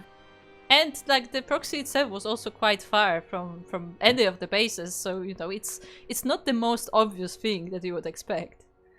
Yeah, I mean it could have been a little crisper. Maybe sending the SCVs with the to build the bunker when there's the creep still hasn't spread around the hatchery, so the bunker is in range of it, so you can constantly be threatening it. That would be like a little bit of an improvement. I don't know if it would make it in time. Like I guess he could, because he by the It was time like making the that- first racks finish, you could already send the SCV to build. But you Yeah, also I like guess, kind of give it away. Yeah, but if you do it early enough that there are no Zerglings and Queens to protect the bunker, to attack that SCV, that bunker will be finished. And it's a difficult timing. I'm not denying that. But if you're going for such a cheeky build, if you can get that up, woo, that's almost a free win because you are constantly forcing the Zerg to be attacking you. Mm. But anyway, it worked anyway. It caught Leonardo by surprise, and despite the fact that he was scouting that there's something afoot, the fact that it's Marines was pretty badass. It was 4x Marines. It's like 2016 again. What's going on? Have we gone back in time, Kuro? Oh no. What year it is? What year is it? Don't worry, Stick, it's spaghetti day. Spaghetti Day. Yay, Spaghetti Day. Anyway. Yeah, we did GG to WiNTR. Very nice series. A very nice tournament run in general. So congratulations to our winner. And shout out to Leonardo as well, because he did show some very interesting games, a very strong Zerg play. And again, we do need all Zergs that we can get right now. Like, we do not have a lot of them. Zergs, you are welcome. You're welcome here. I mean, we're laughing, but for a while there was a bonus like prize in, I think, Monday Night Weeklies just for Zergs to play. Like basically the highest placing Zerg would get bonus prize money just for showing up. So yeah, it's that dire. The Zergs are about to be extinct, I guess. But anyway. I mean, that's kind of the point of the StarCraft, right?